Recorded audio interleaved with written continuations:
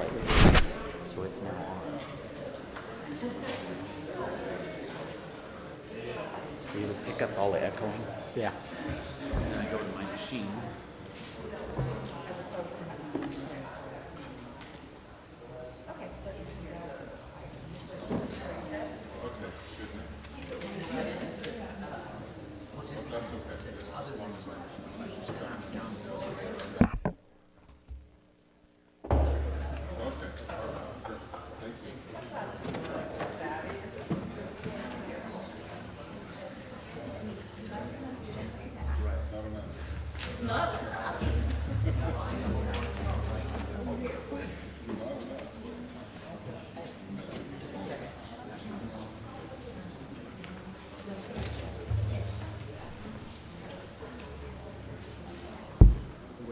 Waiting for the application to come up.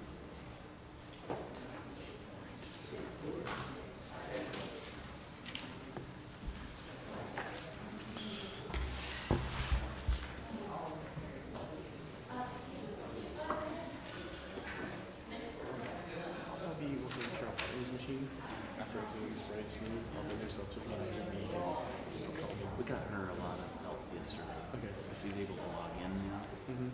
We got her a mouse and a keyboard. Okay. Everything's taken care of. Frank took care of. So it goes great. Yeah, and they have to. She doesn't want to do the control. Yeah. Actually, I'd like to do that. I changed it on Phil's machine. For the life of me, I can't remember how. Yeah, I found the red You jack have to get into. Well.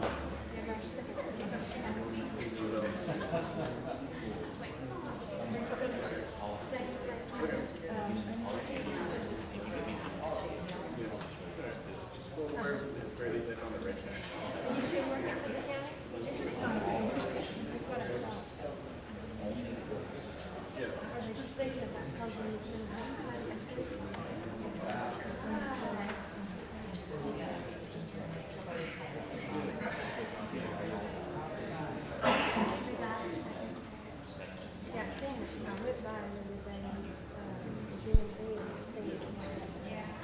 They're used to it.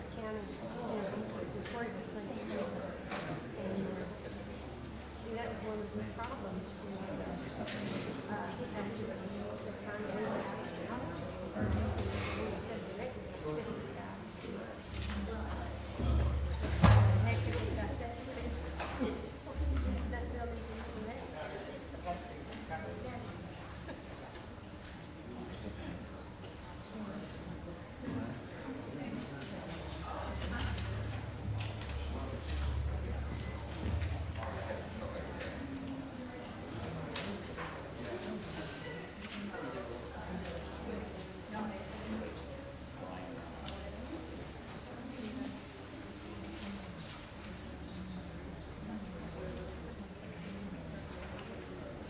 At this point,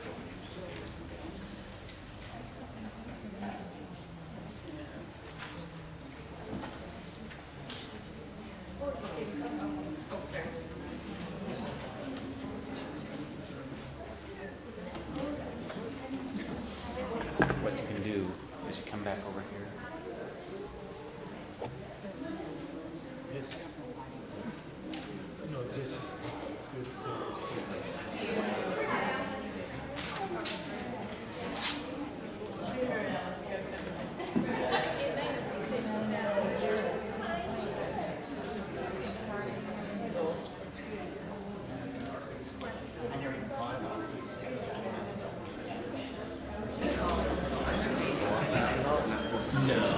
No.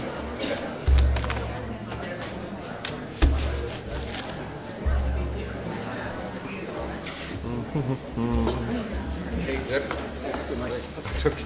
Sorry.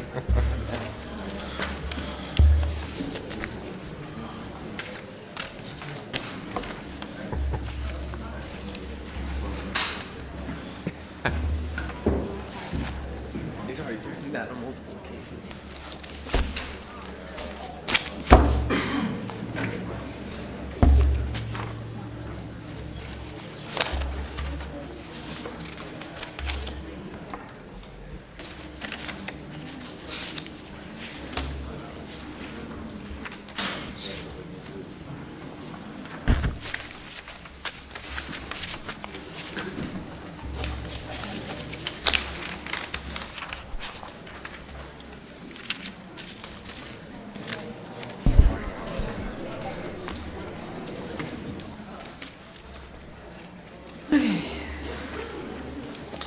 Buenos días. Otro anuncio nada más para personas que estén aquí participando. Si hablan solamente en español y necesitan audífonos para traducción, si pasan a la mesa de atrás, por favor. Gracias. Also, if you would repeat, we do have folks walking around the audience that have comment cards. If you'd like to comment during the public comment time or any item, if you would please fill out one of these cards. Can you hold your hand up? Right here, Jeff has the comment cards. So if you'd please fill one of these out so we can call on folks in an orderly fashion. Could you repeat that, please? The comment cards need to be filled out. Tenemos unas hojitas para comentarios. Si alguien desea audífonos de traducción y hojas para comentarios, pueden parar la mano y les entregan una para que sometan sus comentarios. Gracias.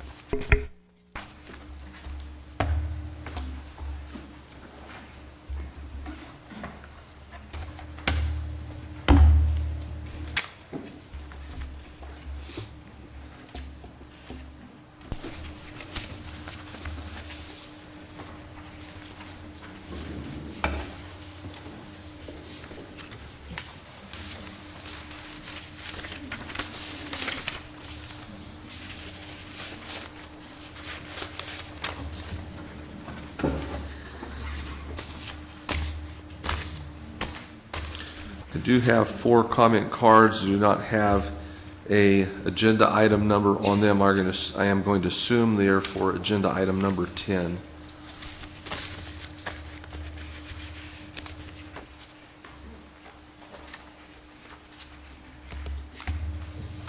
Gene, are we translating the entire meeting?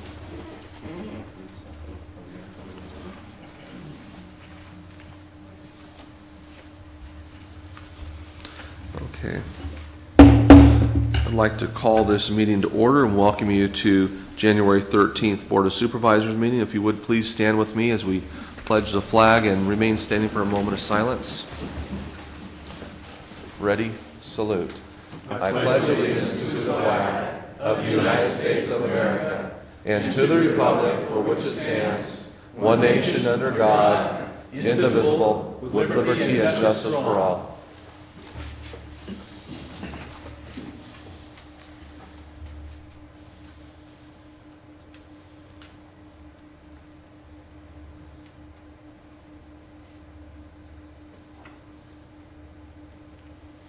Thank you. You can be seated.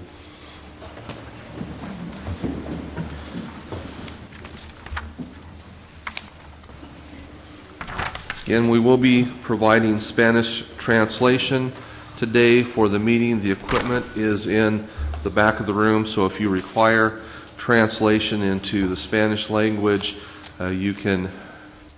Jed, would you raise your hand? Jed? The translating equipment is back in that corner of the room. You want to do that one more time since we're officially open now? Si alguien necesita los audífonos para traducción en español, quien hable solamente español están disponibles atrás en la mesa. Thank you. Our first item of business today will be to recognize Gary DeMalion for his retirement from County Council for 29 years, and we're all wondering how he was able to put up with Kathleen for all those many years. And I'm going to give her the opportunity to say a little something. You know, Supervisor, I'm going to get a complex. I really am. Thank you for the opportunity to introduce Gary DeMalion to your board. Of course, he's well known to all your board members, including Supervisor Vanderpool, who worked in our office years ago. Gary joined the County Council's office on May 13th, 1980. It was very different then. Disco was popular. It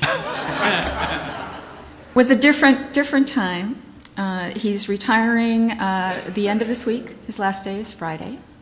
Well, technically speaking, it's probably Saturday because of the payroll system. And he has been, he is now the longest, most senior employee in the County Council's office. He has worked always in the schools team, and he has served the school districts of Tulare County remarkably well, specialized in areas of particular concern to school boards, including governance issues, election, Brown Act, conflict of interest.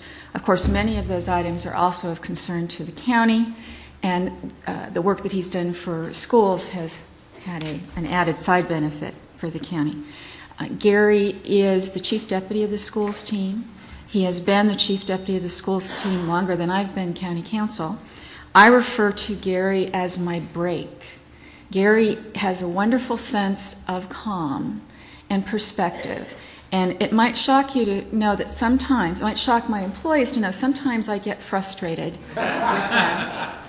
And I might take a step that is not really consistent with organizational development principles, and I will have Gary come to my office and say, okay, tell me why I shouldn't do this. And he always does, and slows it down and puts it in perspective. I'm going to miss that a great deal. Gary has a number of hobbies, including one that we share, reading mystery novels, music. He loves to travel. He has 3 grandsons now, and he adores them and is always running off to, I don't know, soccer games and baseball tournaments and such. We've watched these little boys grow up the last many years. There is really no way to express the loss to the office that this is going to be, and the loss to me personally that this is going to be. I tried to tell him that we had involuntary servitude requirements here, and he had to stay, but he saw through that. He has been a wonderful lawyer and a gentleman, and it has been an honor to work with him. I also see a bunch of your team here today in the back, and Gary, if you would stand up and turn around, look at the folks that have come, not everybody here, but a lot of the folks in the back have come to see you off.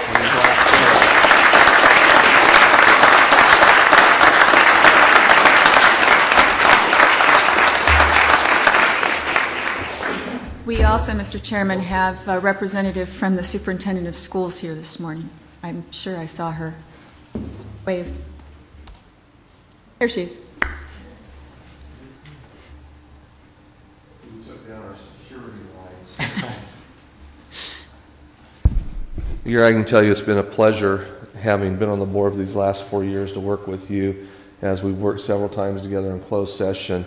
And I can assure you that Kathleen has said many times over the last, I think, more than a year now, that she dreaded the day that you leave the office. So you have been a great asset to the county, and you will be missed. We have for you, I'm trying to remember Mr. Maple's exact words, the highest honor that we can bestow upon an employee is the county seal. So we have prepared for you a plaque recognizing you for your 29, well, this says 28, and they say 29.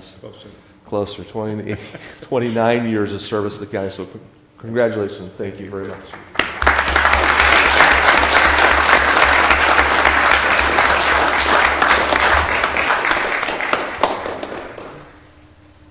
Without something to say, come on.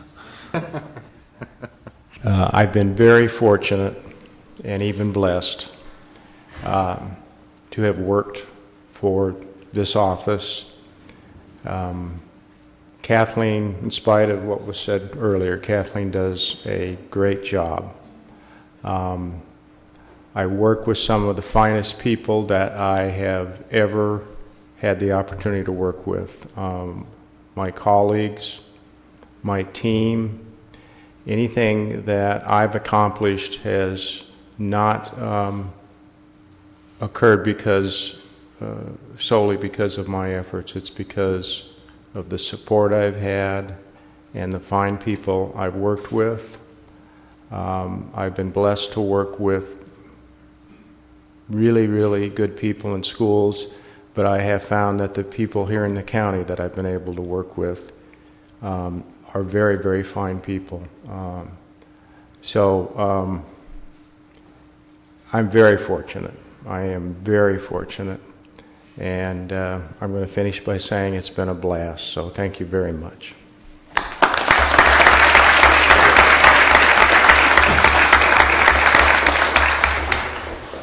Education, want to say something? She's doing it also. Mr. Chairman, if I might, before you get back to your seat and stop me, I just wanted to say I've known Gary from the time he had a lot more hair on his head than he now has on his face. In fact, I remember it was almost shoulder length, as I recall. But as you say, it was a different time. And the beard, don't forget the beard. And I was a young elementary school board member when Gary was our representative before our board at Dinuba Elementary, and always conducted himself as he has today, with great civility and knowledge and reassurance to our board. And Gary, we will miss you. And I just wanted to personally wish you the very best in your retirement. I just find it hard to believe that you're looking at retirement and I'm not. But best of luck to you. I hope you have a great time enjoying your grandchildren and your family. And we do have a member of the Department of Education here from the schools. If you'd like to say something about Gary, I don't know if this isn't a roast, but we'd like to hear what you have to say about your years of working with him as well. You'll have to pull that mic around to you. This way. There you go. I'm Jeannie Nava. I'm the Assistant Superintendent for Human Resources for the Tulare County Office of Education. And I've worked with Gary and his team for quite a number of years, at least 16. And I can say that he's always given very, very good advice. You're right, Kathleen. He tells you to slow down when you need to slow down. And I'm just here to wish you all the best in your retirement, Gary. Thank you for all the years of service. Thank you. Other board members like to say anything? Well, I'd just like to say, Mr. Chairman, thank you, Gary, for your 29 years of service and your expertise, and I know you will be missed, and you can come back, though, anytime you want to and assist us. But thank you so much for your time. Thank you very much for your service. I'm like Steve, that you're retiring, and we're still here. So we're a little jealous. I'm sure you've seen the evolution of the legal practice in school districts have evolved to a very detailed and complicated system compared to when you started. And we will miss your expertise, and there's I think in your retirement package you can work so many hours that you're more than welcome to come back. So thank you very much. Believe me, supervisors, we've discussed that very provision. Gary, I would like to thank you for your years of service as well. And unlike my fellow board members, I'm not thinking about retirement anytime soon. So, but I do want to thank you for all the years that you've worked for the county and the wonderful work you've done. You've certainly made a difference, and we appreciate all the efforts and work that you've put in on behalf of the county. So, thank you. Okay, thank you. We will move on to what I'd like to do is items 2 and 3 together to recognize our Auditor's Controller's Office for receiving some certificates of achievement and state awards. Rita Woodard, if we could ask you to come forward and to let us know exactly what you've been honored with here, and we're excited to join with you in this honor. Actually, we've received 2 awards this year. One is from the Government Finance Officers Association for the Comprehensive Annual Financial Report. This is the 12th year in a row that we have received this award. It is not something that's done alone. We have a team in our office, and they do a good job. The person in charge of doing this award last year was Carol Peitling, who has now deserted us for, she was stolen actually, by Mr. Russo. She's a good technician. I believe she'll do a good job for him too. And we're very pleased to get this award. It's not something that comes very easily, but we do have a good team in place, and it cannot be done alone. The other award is for it's from the state controller, and only about 20 counties in the state this year got this award, and we were one of those.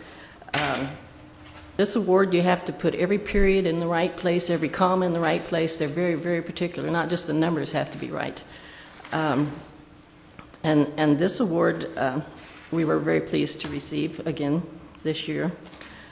The person that did this report has retired as of January 2nd, and he was going to try to be here, but I don't know if Cliff Good did make it.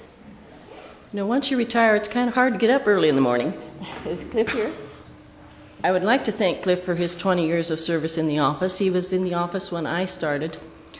I knew on my first term that there would be several employees who would retire. We have many 20 years, 25 years, and 30 years employees who told me when I was running that, you know, Rita, within the 4 years, I'm going to retire.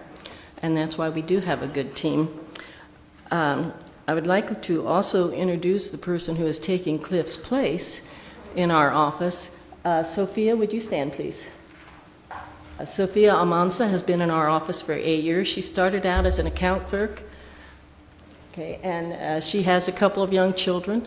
She went back to Fresno State while working full-time, got her BS degree, and now has recently got her master's degree. And we're very proud of her and her accomplishments that she has done, and we're expecting quite a bit more of her. But it does take a team. Karen Mabry is also here, and she has worked with Carol and with Cliff on all of these things. We're very proud of our office and very proud of the achievements they have received. Great. Well, I would like to present to you the awards and certificate that have been sent down from the state and the Office of Finance. So I'll meet you in the pit.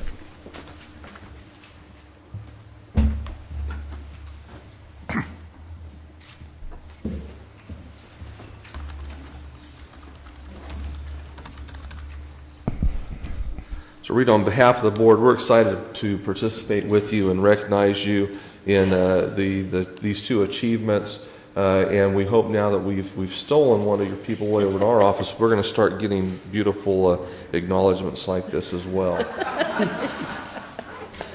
Because we don't. So thank you for all that you do. So something I think that should be said also, as we've gone through some financial difficult times, the entire state, other organizations, counties, cities, as I watch our balance in our bank account, if you will, I'm going to simplify it. I've seen a lot of other agencies' bank accounts drop by 10, 15, 20, 30%, and I watch ours that Rita oversees, and that stays in these unconstant time, it stays level. It stays there, it even ups a little bit. Well, I want to thank Rita also for her conservative views and the hard work she puts in overseeing all of our money in the county. So congratulations, Rita. And here is the plaque from the Office of Finance, and also the certificate signed by John Chang, State of California. Thank you. So congratulations. Thank you.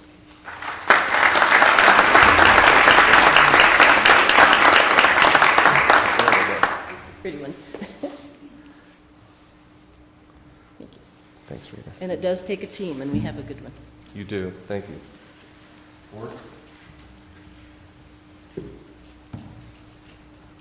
Rita, I just want to thank you for all of your work that you do as an auditor, and I appreciated the opportunity to meet with you on several occasions during the campaign, and I continue to hope that we will continue to work together and continue to do great things for the county. So thanks for watching over everything, and especially with the finances as they are. It's very important that you do what you do. So thank you. Chairman, I think the 10 years I've been on this board, I believe we've received this award, I think, every year. And there's a tendency sometimes to sort of take that thing for granted, that we have excellent auditing and accounting in our county government. But recently, some news articles from a neighboring county to the north of us and their difficulties with their auditor's office has just brought home to me how important this responsibility is, and how fortunate we are in Tulare County to have had excellent auditing done by our office. And I just want to say thank you for the good work that your team does. And I will look at this with a little more appreciation, I think, after what's happened in Madera County recently. And congratulations to you and your team. I believe since I've been on the board, every year the auditor's office receives this award, it's like basically a football team or a basketball team. You have all wins, and we have a very good track record, and thank you very much for having that track record, and we hope that we can maintain that track record. So thank you very much. Rita, I'd also like to say thank you. We came on at the same time. You took over that department the same time I came on the board, and you've done a very good job. And thanks for running such a tight ship and keeping this county sound. Thank you.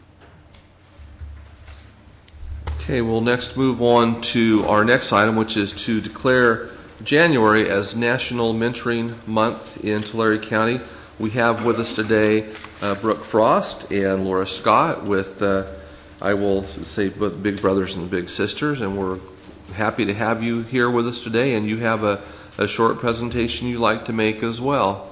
Thank you. I have to say that I never expected to have the opportunity to talk about mentoring in front of so many people, so this is quite a great experience. As you know, Big Brothers Big Sisters is focused on mentoring, but the reason that we are is that our overall goals are to help lower the high school dropout rate, increase levels of educational attainment, avoid gang participation and other risky behaviors such as teenage pregnancy, and provide rural youth with more life options. We do this through one-to-one mentoring, and we are a regional program here in Tulare County. About 10% of our almost 400 children served, a little bit more than 10%, are here in Tulare County, which frankly is too low. We are really trying to increase that number, and our overall goal for the organization is to reach 500. There are three basic types. The traditional mentoring adult to youth, where an adult is out in the community meeting with the kids. We also have a high school BIGS program where high schoolers mentor elementary school children, which is great because it promotes volunteerism building for the high school youth, as well as the peer mentoring for the youth.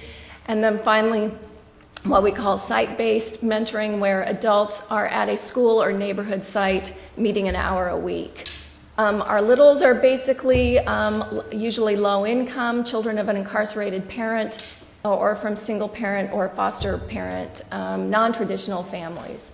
Our volunteers, what we call the BIGS,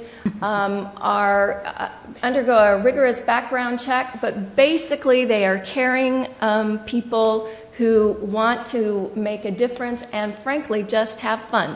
They're not there doing a lot of tough stuff, they're just enjoying and building a relationship, which incredibly has some wonderful effects. And national research shows that kids who participate are, compared to their peers, are less likely to skip school, get higher grades, less likely to begin using drugs and alcohol, and improve their relationship with peers and family members. It's also economically effective. It costs us about $1,700 a year to support a match, what we call the big and the little, compared to cost of inpatient drug treatment or confinement in California Youth Authority.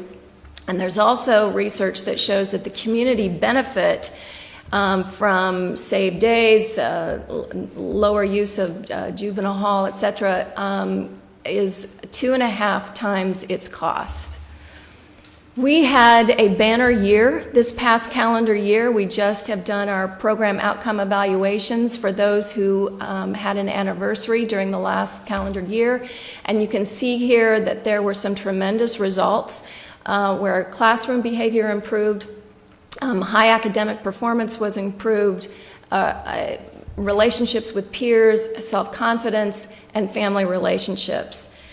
And basically, we are always looking for more money, and I'd like to thank you as the Board of Supervisors for providing us with some through the recent Step Up grant opportunity. And I'd also like to acknowledge our relationship with the Health and Human Services Agency through their alcohol and drug program, which has been we're building a great partnership there, and also through the Child Prevention Council.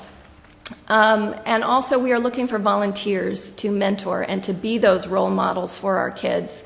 We really, anybody out in the audience, if you'd like to, you can contact our Laura Scott at our Tulare office or by going to our website at bigs.org.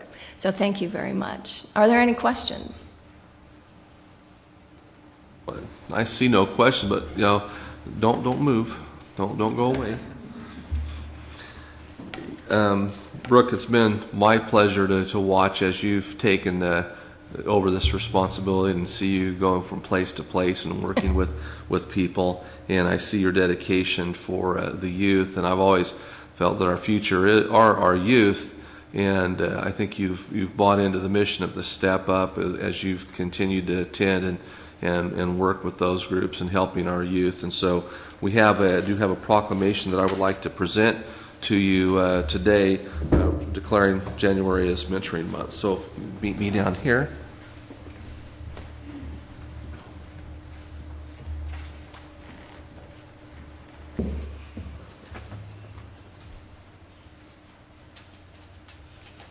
I'm not going to read this whole thing, but this is declaring January as National Mentoring Month, and you brought this to our attention, and we thank you for bringing this to our attention, and thank you for the work that you do with the youth in Tulare County.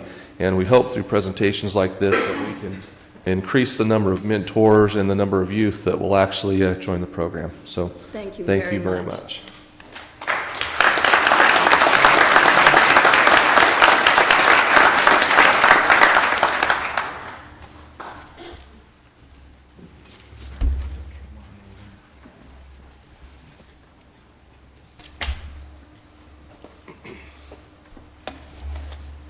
It's my intent to move through the remainder of the calendar and take items 10 and 11 last.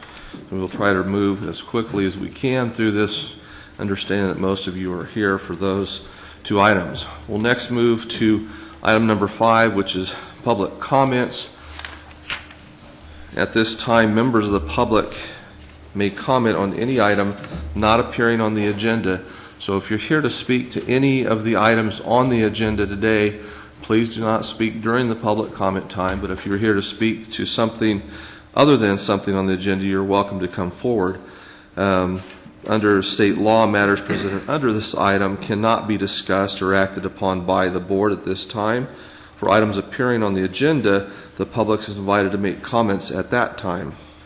Any person addressing the board will be limited to 3 minutes, so that all interested parties have an opportunity to speak, with a total of 15 minutes allotted for a public comment period. Please state your name and address for the record, and remember that this is being translated, so if you do have comments during public comment time, please make them slow and clear. Would anybody like to step forward during public comment time?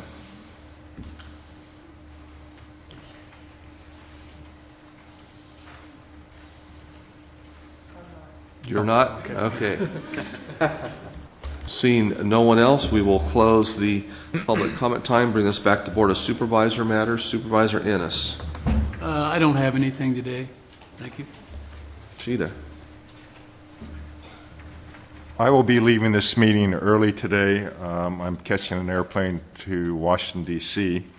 The purpose of the trip is sponsored by our Tulare County Association of Governments. We've been granted an audience with the Surface Transportation Board, which oversees the rail abandonments in the United States, and we have some questions and issues we'd like to discuss with them.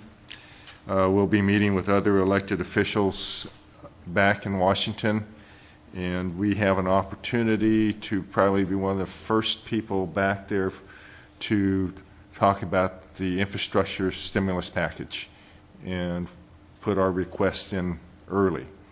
So unfortunately, I will have to leave at 10:30 to catch that plane.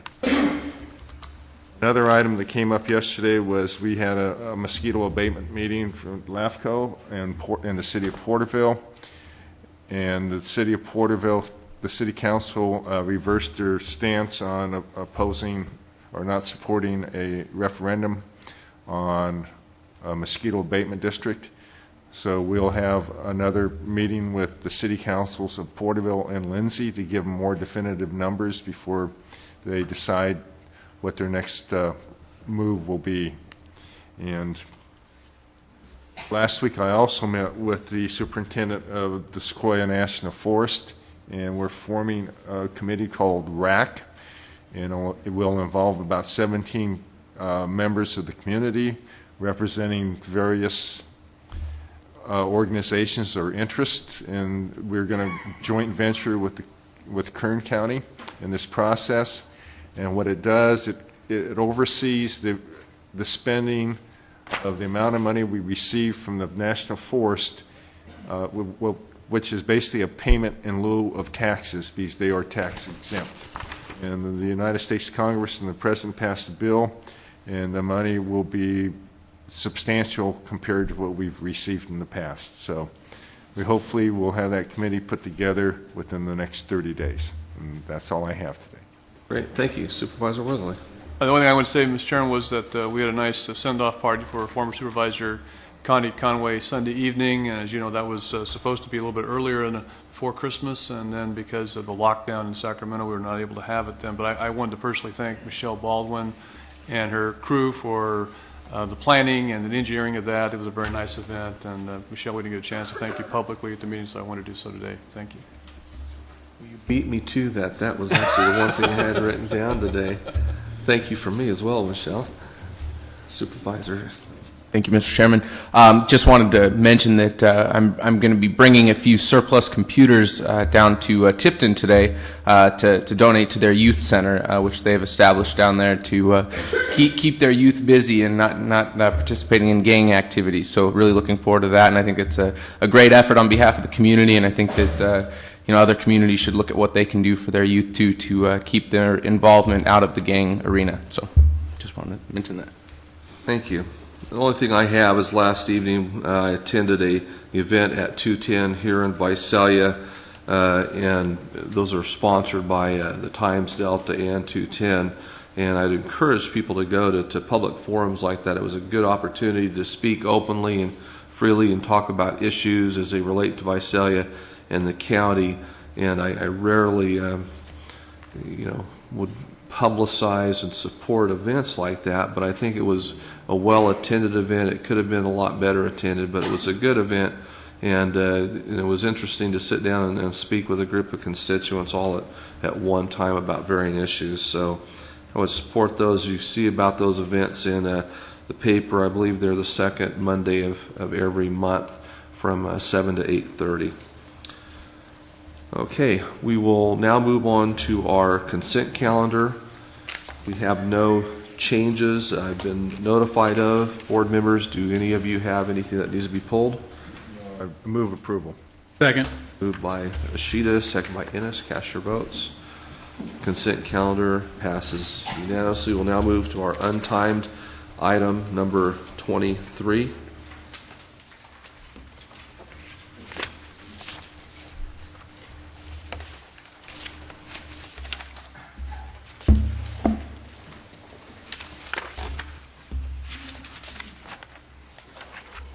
Raper. Chair, members of the board, Jake Raper with RMA Planning Branch. Today we have to present to you 4 proposed Williamson Act contracts, contract number 4457, 4058, 4059, and 4060. These items are not a public hearing.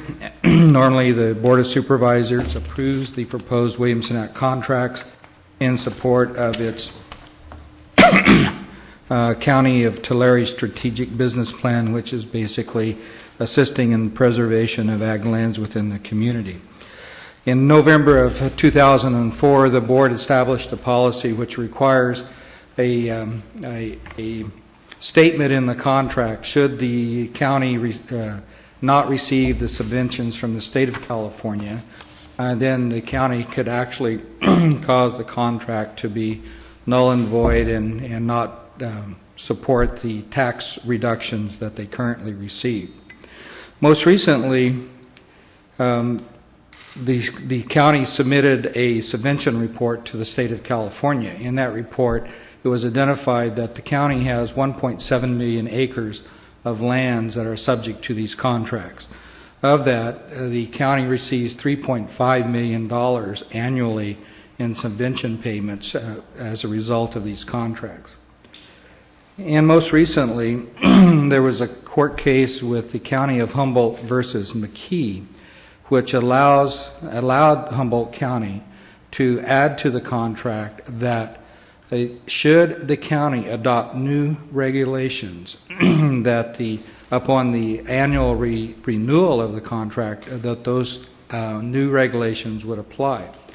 Now, under our previous direction of 2004, the termination of the contract could occur based upon the language within the contract.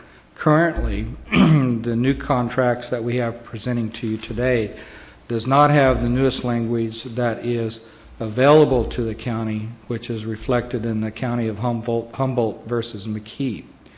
So based upon that new information, staff would ask that the board continue this item in order for staff to work with county council to cause that new language to be incorporated in the contracts and cause that new language to be put in any new contract that comes before this board.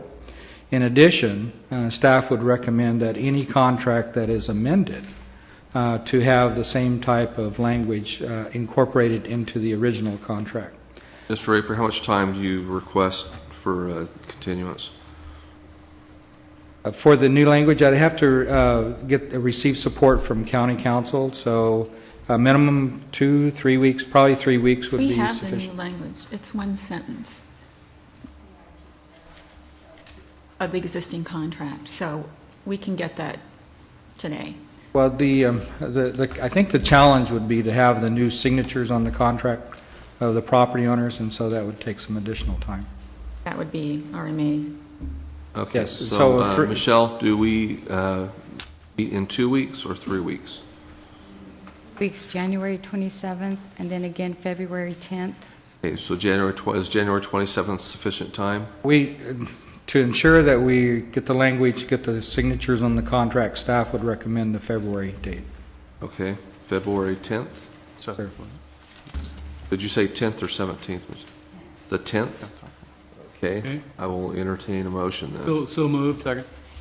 Moved by Ennis, second by Worthley. Passes unanimous. Thank you. And we'll see you back here February 10th. Sir.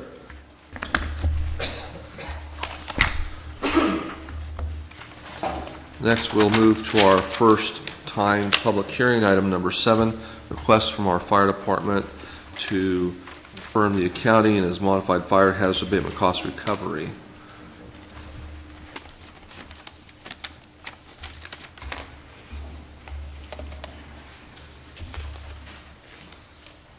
Good morning. Good morning, Mr. Chairman and members of the board. My name is Cindy Delman. I'm a fire inspector for Tulare County Fire Department. DCFD is requesting the board to order the costs associated with the abatement of fire hazards to be recorded in the office of the county recorder as a lien. The contractor's cost for administrative fees came to a total of $6,488 for the cleanup of 9 parcels throughout Tulare County. We request that the county auditor place such cost on the county tax roll as special assessments. Last, we request the board to adopt the attached resolution with Exhibit A, the parcel analysis, and Exhibit B, the proposed nuisance abatement lien. The contractor's cost is $4,400. The administrative fees is $2,088. Do you have any questions for me this morning? I do have a quick question. On page 1 of the list under Mary Glispo, there's no administration fee. Is that on purpose? That's correct. What it is the contractor went out to her property. He got started, did not complete, and so we just went ahead and agreed to go ahead and pay him for travel and the time that it took him to do a portion of the disking, but not completion. So. Okay, and then I see our favorite Grandview Properties is back again. Yes. We will, any other questions of staff? We'll open the public hearing. Anybody liking or wishing to address the board on this matter, please step forward. Seeing none, we'll close the public hearing, bring it back to board. Move approval, Mr. Chairman. Second.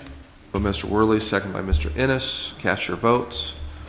It's unanimous. Thank you very much. Our next item is item number 8, a public hearing, which is a request from RMA to certify that is reviewed and considered for information addendum of the final EIR for the 2002 Terabella Ducor Community Plan, change of zone number PZ07007. Good morning, Board. My name is April Hill. I'm from RMA Planning Branch. Fighting mices.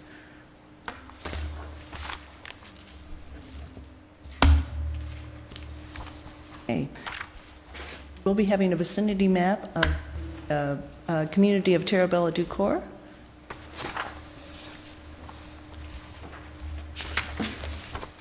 I have lost. Okay. That's it. The old-fashioned way. Beg your pardon.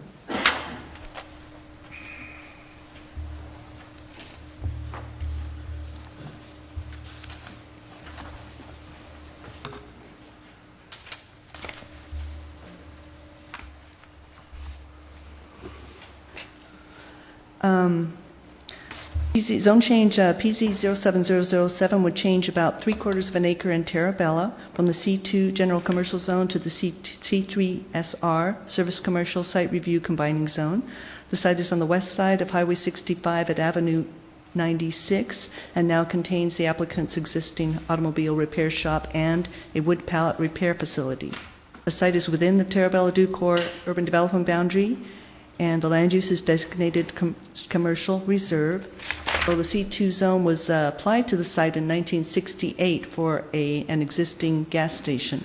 The site is more than 1/4 of a mile from an urbanized area and is outside sewer and water districts. The community is in the process of becoming a redevelopment project area. Applicant Fausto Hernandez asked for rezoning in response to a code violation.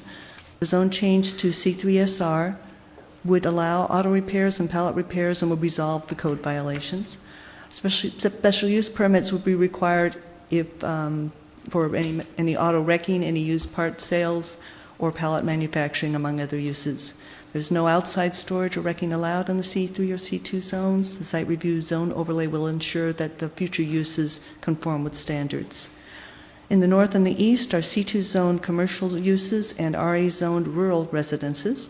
In the south are and RA zoned row crops and a storage yard. In the west, are C2 and AE10 exclusive agricultural zone vacant land and an orchard. A site surrounded on 3 sides by Caltrans land, and that's why it's vacant. Caltrans does not plan to widen Highway 65 or to construct a new interchange at Avenue 95 for at least 20 or 30 years.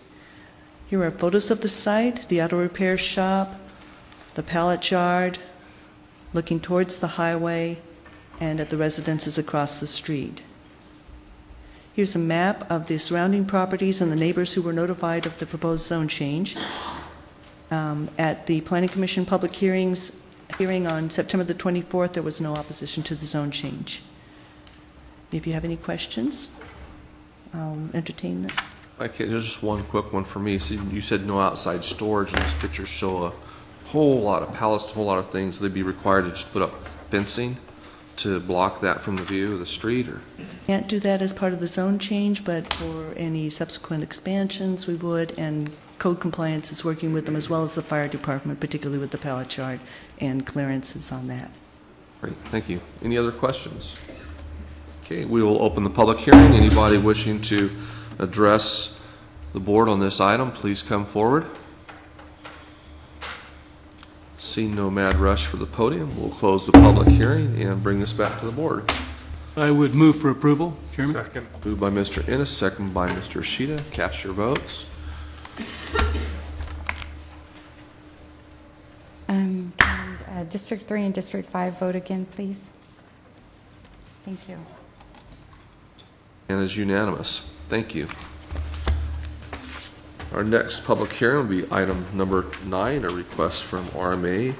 Again, is change of zone PZ08006. Welcome back. I'd like to combine and be efficient. My name is April Phil again. I'm planner with RMA. This public hearing is to consider a zone change for DNR landholding to change 1 acre in Goshen from the R1 single-family residential to the APSR, airpad impact zone, combined with site review. The site is on the east side of Highway 99, just north of Goshen Avenue on-ramp, next to the applicant's existing business.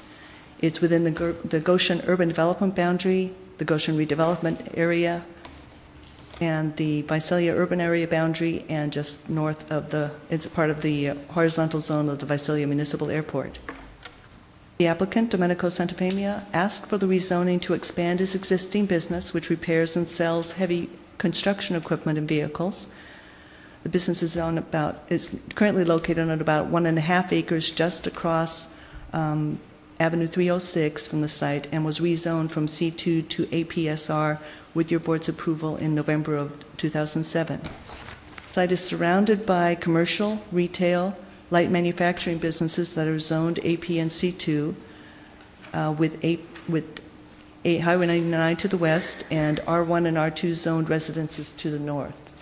You can see from the zoning map that the area is in transition from 2 commercial uses. Mr. Santafemia plans to add another office and a shop building on the 1 acre expansion into the APSR zone. Here's a photo of the cleared site, the existing adjacent business on Road 68, looking north on Road 68 from the convenience store across the street, and looking south on 68 towards the freeway on-ramp. Here's a map of the surrounding properties and the neighbors who were notified of the proposed zone change. At Planning Commission public hearings on September the 10th and on the 24th, there was no opposition to the zone change.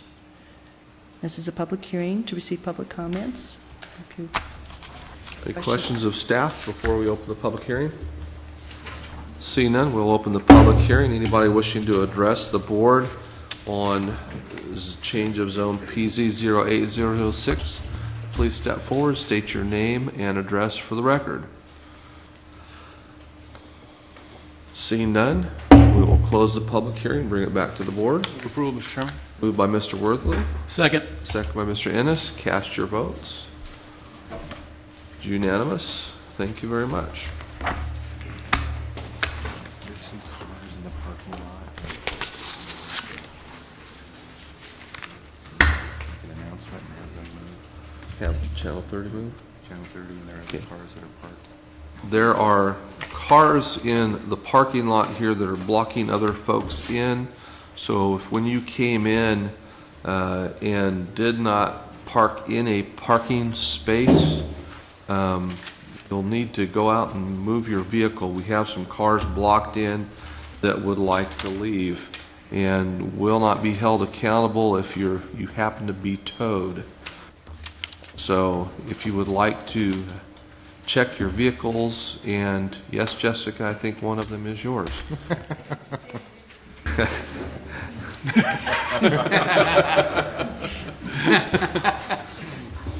You can always tell when you make that announcement, you look out in the audience, there's someone looking over, did you move the car? Okay. Are there any additional forms that have not been turned in? Any additional requests to speak? If you have them, please get them to Jeff here, who has his hand up, so that we can put you in order.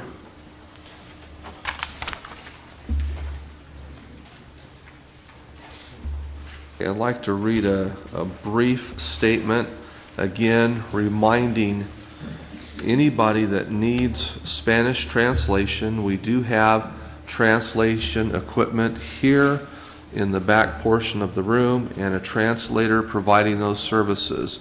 So if you need translating equipment, it is located in the back corner of that room. Les recordamos que si alguien habla español solamente está disponible los aparatos para la traducción, nada más pasen a la mesa de atrás. Gracias.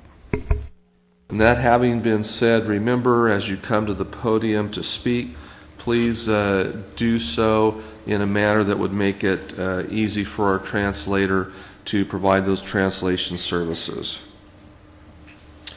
Okay, I will now read a brief statement. We will now take up agenda item number 10. This is a public hearing, and in accordance with section 1442.5 of the Health and Safety Code, the Board of Supervisors is required to hold a public hearing prior to making a decision to close any county health care facilities. The county may provide health care to all people determined to be indigent under Welfare and Institutions Code Section 17,000, either directly through county facilities or indirectly through alternative means. Accordingly, we'll review the plan for the provision of these services. We will be limiting the public comment to 45 minutes. We have an interpreter present. Headphones are available in the back for those who will be speaking. We ask that you speak slowly and pause occasionally so the interpreter has time to keep. We will also ask that you keep your remarks to 3 minutes, and please do not repeat statements from other folks. If you're in like agreement, I would accept a nod of a head or a raise of a hand, but please do not clap, applaud, scream, yell, or other noisy things. We will enforce and hope that you will respect this board, but if we do lose control, we will clear the room. That having been said, we would like to ask our staff to come forward at this time and make the presentation. Mr. Bullock. Morning, Chair, members of the board. Item 10 is the public hearing for Bielenson. I think it's this one here.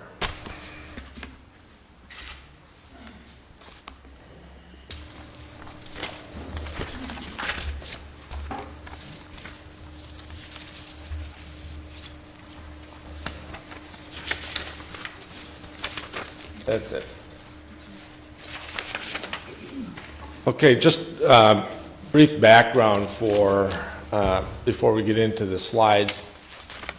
Health Services, since 1991, with the realignment of healthcare expenditures to a county responsibility, has relied heavily on sales tax revenue and vehicle license fees to maintain its responsibilities under W&I 17,000 for care of patients here in the county and also for care of the inmates.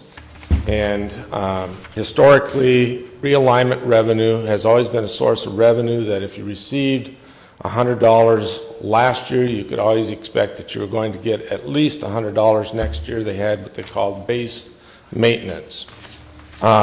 This year, that protection of getting prior year revenue is not in existence with the state. So whatever receipts are in place that the state collects for sales tax and vehicle license fees, that dollar amount is then sent down to the counties using a formula. And so when the receipts started coming in under budget, along about October, we knew that we were going to have a serious concern and started putting together some discussion points for what are we going to do mid-year. Is this something we want to carry through and try to balance it all on the back of the 9-10 budget? Is this something that we need to do for the current year to close this budget gap? And so in looking at a number of options and putting together an estimate or projection of what our deficit would be, it was originally projected at the end of October it would be about $2.2 million. We were already making some internal adjustments to freeze positions and projecting at that point that we would have a deficit of $2 million that needed to be handled this year. Since that time, the budget gap has grown, and instead of a $2.2 million, it's about third line from the bottom. You'll see we have a deficit of $2.6 million. VLF and sales tax continue to decline. Our Medi-Cal revenues are less than we're budgeted, as we are not, even though our patient volumes retain about the same, our Medi-Cal percentage is less. And we've had a tremendous increase in expense in our criminal justice costs. That's a little over $4 million that we have to spend on our inmate medical costs. So this kind of paints the picture of how it is that we've come to the recommendation to make the mid-year adjustments that would include closing the clinics to offset the budget gap that we have this fiscal year. Closing the clinics in itself will build about a $1.7 million savings.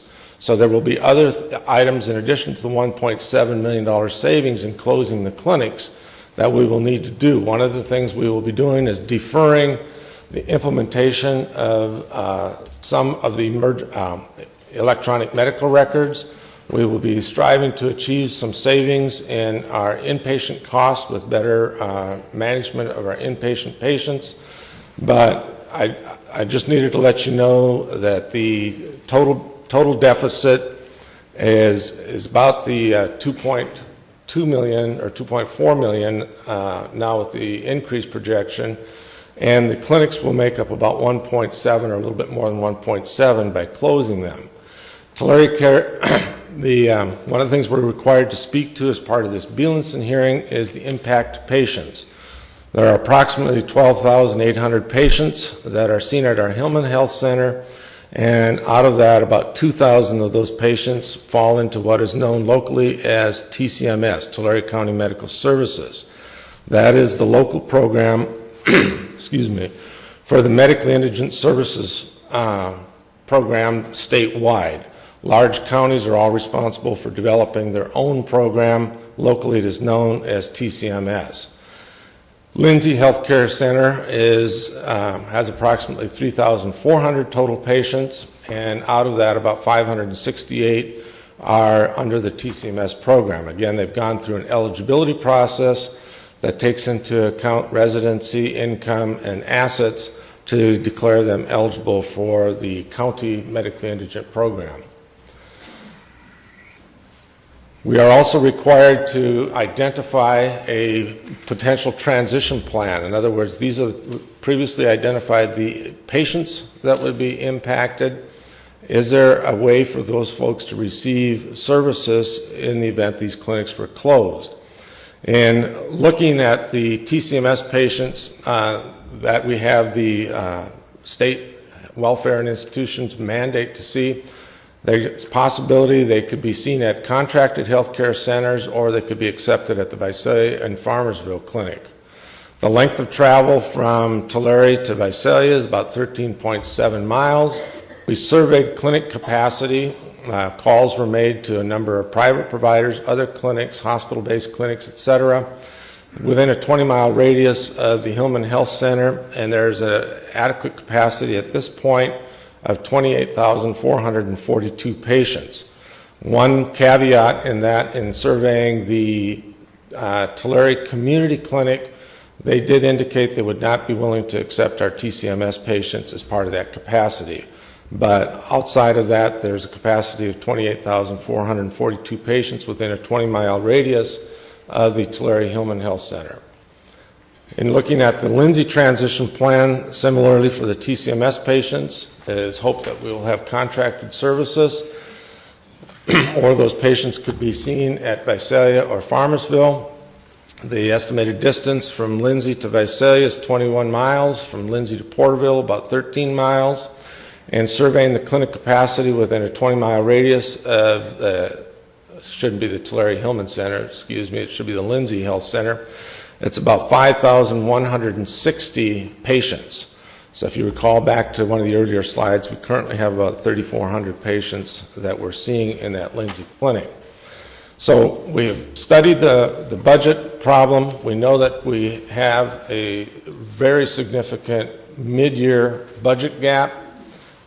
We know that a major part of that realignment money is spent in covering clinic expenditures and inmate medical costs. So the place that you can make up that budget deficit that comes from those resources is looking at your clinic cost. It is not reasonable. We didn't believe to make a reduction, so we have not made a reduction in our inmate medical cost. There's some very stringent requirements under Title 15 that didn't allow us to look seriously at reductions there. So we're making the recommendation to close the clinics with the acceptance of the transition plan that we've noted above. So I'd be happy to answer any questions at this point. And again, this is the Bielenson hearing for the closure only, and I believe there's a subsequent agenda item that Mr. Davis will speak to relative to the overall problem that we're faced in the agency for budget deficits. Mr. Chairman, Ray, a question I had. You indicated a particular entity in Tulare that would not see our TCMS patients. That is not the only provider of service in Tulare, is that correct? Correct. And that was Tulare Community Clinic, and I just felt they were honest enough to extend that as part of the survey, and so I figured I'd just communicate that. I didn't want to mislead anyone to think that full capacity would exceed our TCMS patients. However, other clinics are willing to see our TCMS patients both in Lindsay and in Tulare? Yes. And in Dinuba, when we had the closure of that facility, our TCMS patients that were in the Dinuba area are now being seen by the provider that took over that facility. Is that correct? Most of those patients are coming down to our Visalia clinic. But they have agreed to see our TCMS patients? Yes. Mr. Chairman? Sure. Ray, what is the cost to operate these clinics on a monthly basis? The overall cost to operate these clinics, I don't have the overall expense. I notice the loss that we're experiencing is about $200,000 per pay period. And on a monthly basis, that would be a little over $400,000. Right. Okay. Any other questions of staff? Okay. This is the public hearing portion. I have another short statement to read. There are a large number of parties. I have 15 written requests interested in this matter, therefore would request that you do not restate or repeat comments or information given by the speaker. Again, no clapping, cheering, or other out-of-order comments will be allowed. A violation of this rule will cause this room to be cleared. Each other interested party will have 3 minutes to speak. There will be a small clock in the bottom right-hand side of the screen, so please be cognizant of the time. You do not have to speak for the full 3 minutes if you do not have 3 minutes worth of dialogue.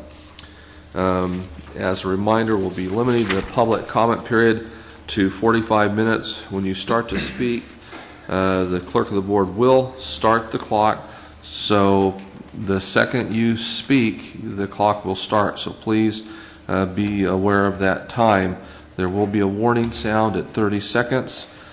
Please address all the questions to me as the chair and not to other supervisors. We do not want to engage in a one-on-one conversation here. So as you're addressing myself as the chair, you will be addressing the entire board.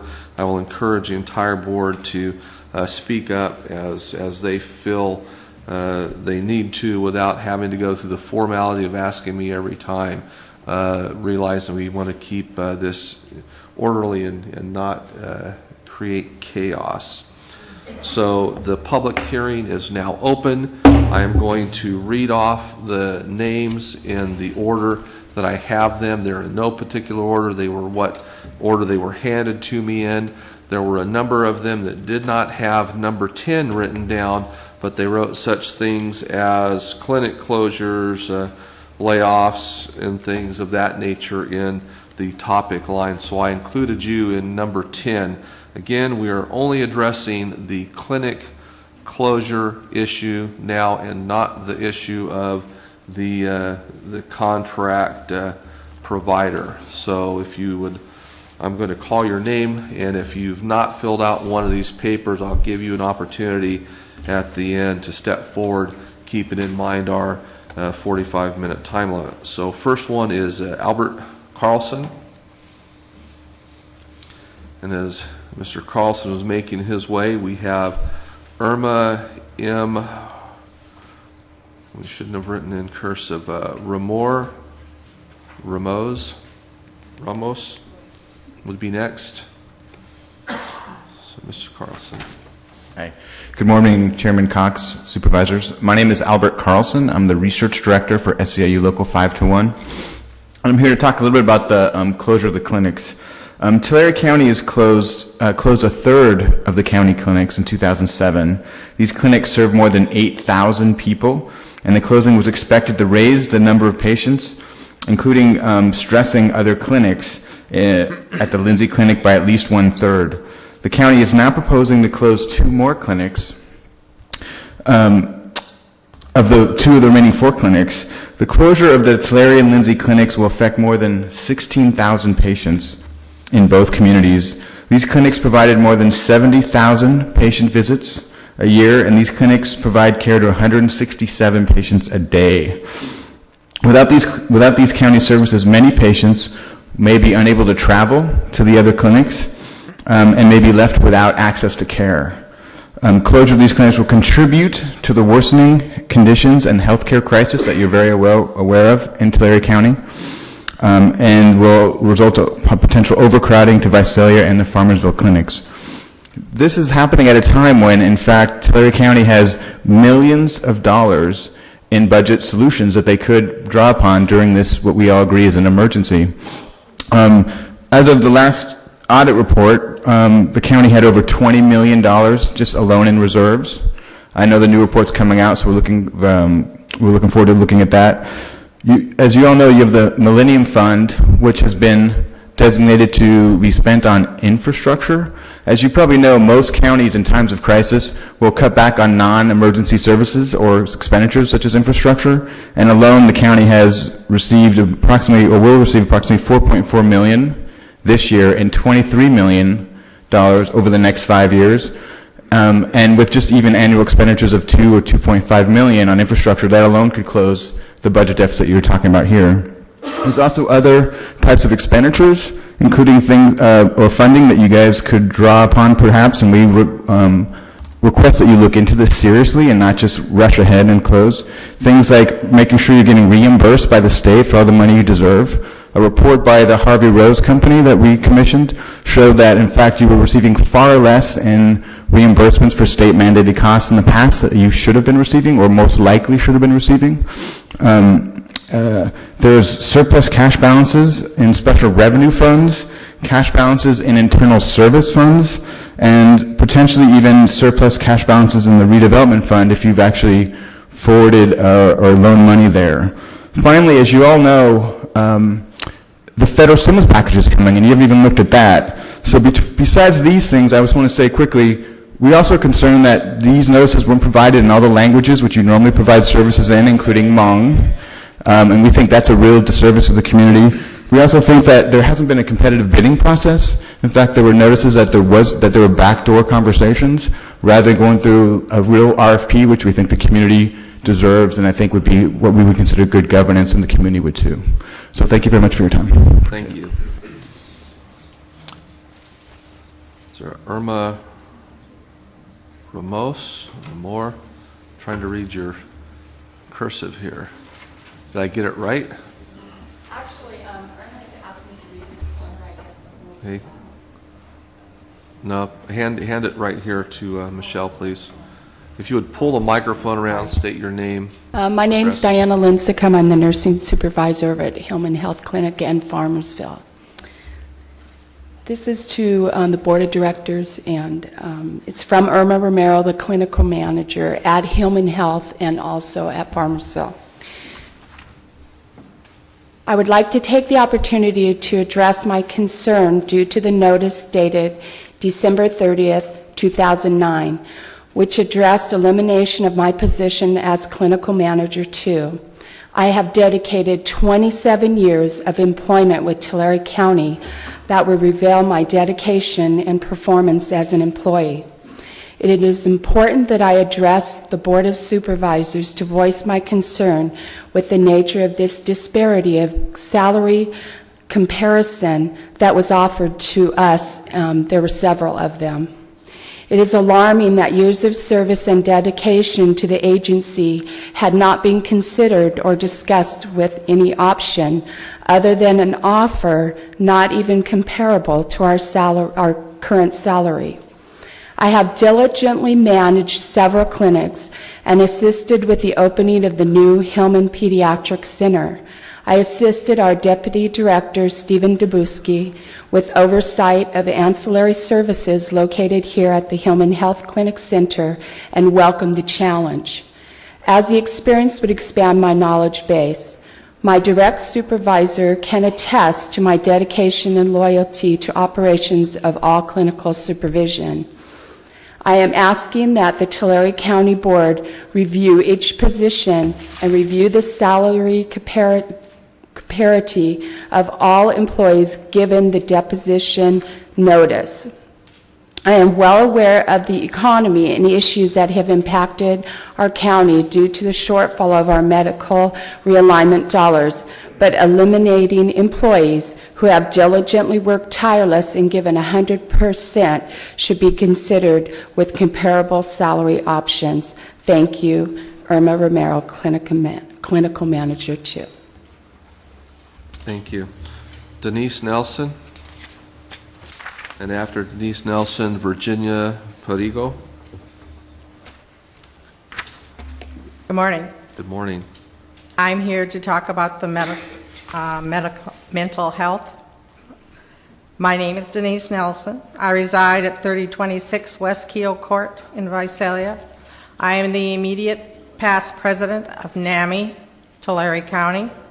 NAMI, Tulare County is a local affiliate of the National Alliance on Mental Illness. I am the mother of a 31-year-old son who has schizoaffective disorder.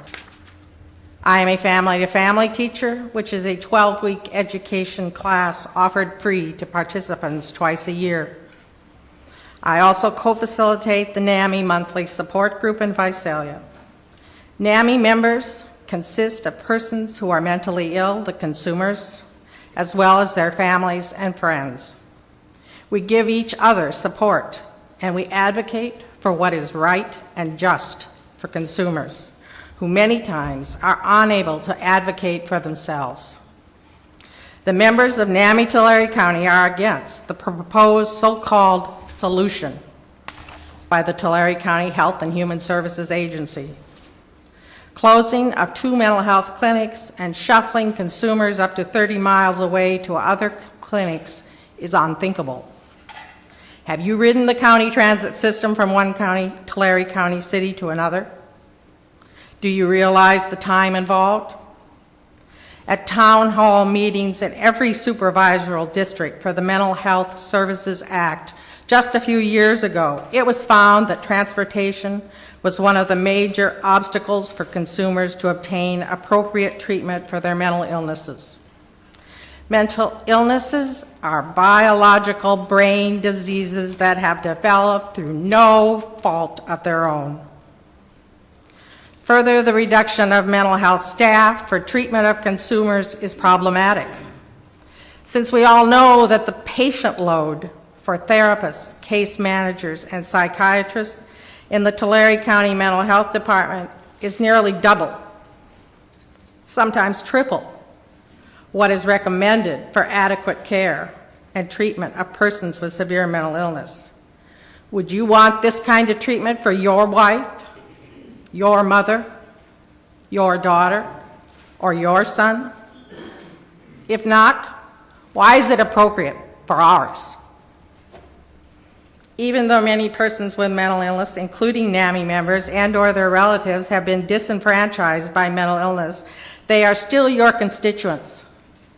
And the Board of Supervisors should have compassion to find a way to keep the present level of services available.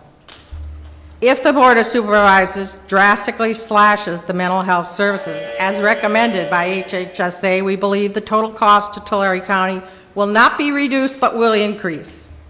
Mentally ill persons will end up missing appointments, not getting their prescriptions timely, and will not have appropriately timed appointments. NAMI members know that untreated and inadequately treated people with mental illness have significantly higher rates of homelessness, incarceration, and hospitalization. Not only will this result in costs to the county that will erase the funds saved by the recommended reduction in mental health services, but will put the mentally ill people and their families at greater risk for injury and death. Statistics reveal that 1 in 4 persons will have a significant mental illness during their lifetime. They also show that during any given year, 1 in 4 families will be affected by mental illness. Therefore, a large segment of your constituency will be affected by this reduction in service. Is this what the Tulare Board of Supervisors think is the appropriate course of action? Thank you. You, Virginia Perigo. And then after Virginia, Irma Ringel. Virginia Perigo. My name is Virginia Perigo. I'm a retired county clinic nurse.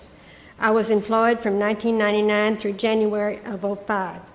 The first 3 years I worked as the clinic nurse in Lindsay Clinic, and the last 2 years I worked as perinatal case manager for Porterville and Lindsay Clinics. This is my 3rd time to come before the Board of Supervisors on the status of the clinics, and I just hope someone will listen to me this time. There is no one in Tulare County that knows the problems of the clinics half better than me. I was there the day Porterville opened. I was there when all of these problems happened, and I knew something had to be done. The problem I bring before you today is the fact that Tulare County has the highest ratio of social, health, and educational problems in the state of California. This placement of Tulare County to the other counties in the state has been this way for a long time. Mr. Ray Bullock has been working for the administration of HHSA for about 20 years, I would estimate. During his tenure, Tulare County has never gotten off of the bottom. Folks, we are the worst in the state. I feel there needs to be an investigation into HHSA, and someone needs to be held accountable. The question I have is, will a private entity that has as their mission profit, can they meet the growing needs within Tulare County? Can they raise our standards and solve our problems? I don't think so. It makes no sense. We need a neutral public entity that will serve all the people, not just give services that make money and neglect the others. The problems that I found to be the worst were non-compliant immunizations, addressing birth defects, low birth weight babies, teenage pregnancies, rampant growth of STDs, with HIV coming more and more into our county every day.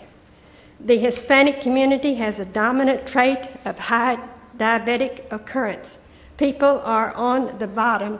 We are on the bottom within the state on all of these problems. We are at a crossroad. The supervisors will be making one of the most important and expensive decisions of their lifetime with the status of the county clinics. If we make the wrong decision, Visalia and Farmersville will soon follow in closing. I predict Valley Children's, Tulare District, Sierra View, and Cahuilla will be placed at high risk of closing. This attitude, out of sight, out of mind, will not work. We have a faucet running red ink now, and if the wrong decisions are made, Tulare County will be running red ink like a sieve. If these problems are not corrected soon, there is no end in sight in the problem that they will cause. Just imagine how much it costs to keep a 3-pound baby in the Valley Children's Hospital until it's well enough to be taken home. And the last thing I have is I was told when HHSA took over the old Tulare County Hospital and when Hillman was opened, there was a contract signed stating Hillman would always be left open to serve the indigent. This contract had no end date. Why isn't the contract being honored? And I would very much appreciate if someone would give me a call. And I have given handouts with my phone number. Thank you. Thank you. Irma Ringall. And then after Irma, Harry Foster. Harry, you're next. You're after Irma. Sorry. I know you're listening for your name. I'm going to do two at a time. I'm going to give you a heads up. My name is Irma Rangel. I am a member of the Tulare County Mental Health Advisory Board, and upon my arrival this morning, I was asked to read a letter on behalf of a parent that wishes to be anonymous. So that's the letter that I am reading this Do we morning. have a copy of that, Irma? This was just installed. Thank you. It's January 12, 2009. Tulare County Board of Supervisors. I understand that you are considering a cut in mental health services. As a mother of an adult son, age 38, with debilitating schizophrenia, this is a consideration that truly frightens me.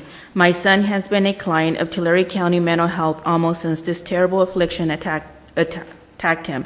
I tried very hard to care for him early on, but found that I could not continue to do it. Without going into detail, I can tell you that this is a catastrophic illness that affects not just the individual, but also the entire family. I do not know what we would have done without the services provided to my son. I don't claim to understand how the financial end of services works. I do know that my son gets Social Security benefit that goes through the county to assist with his care and support.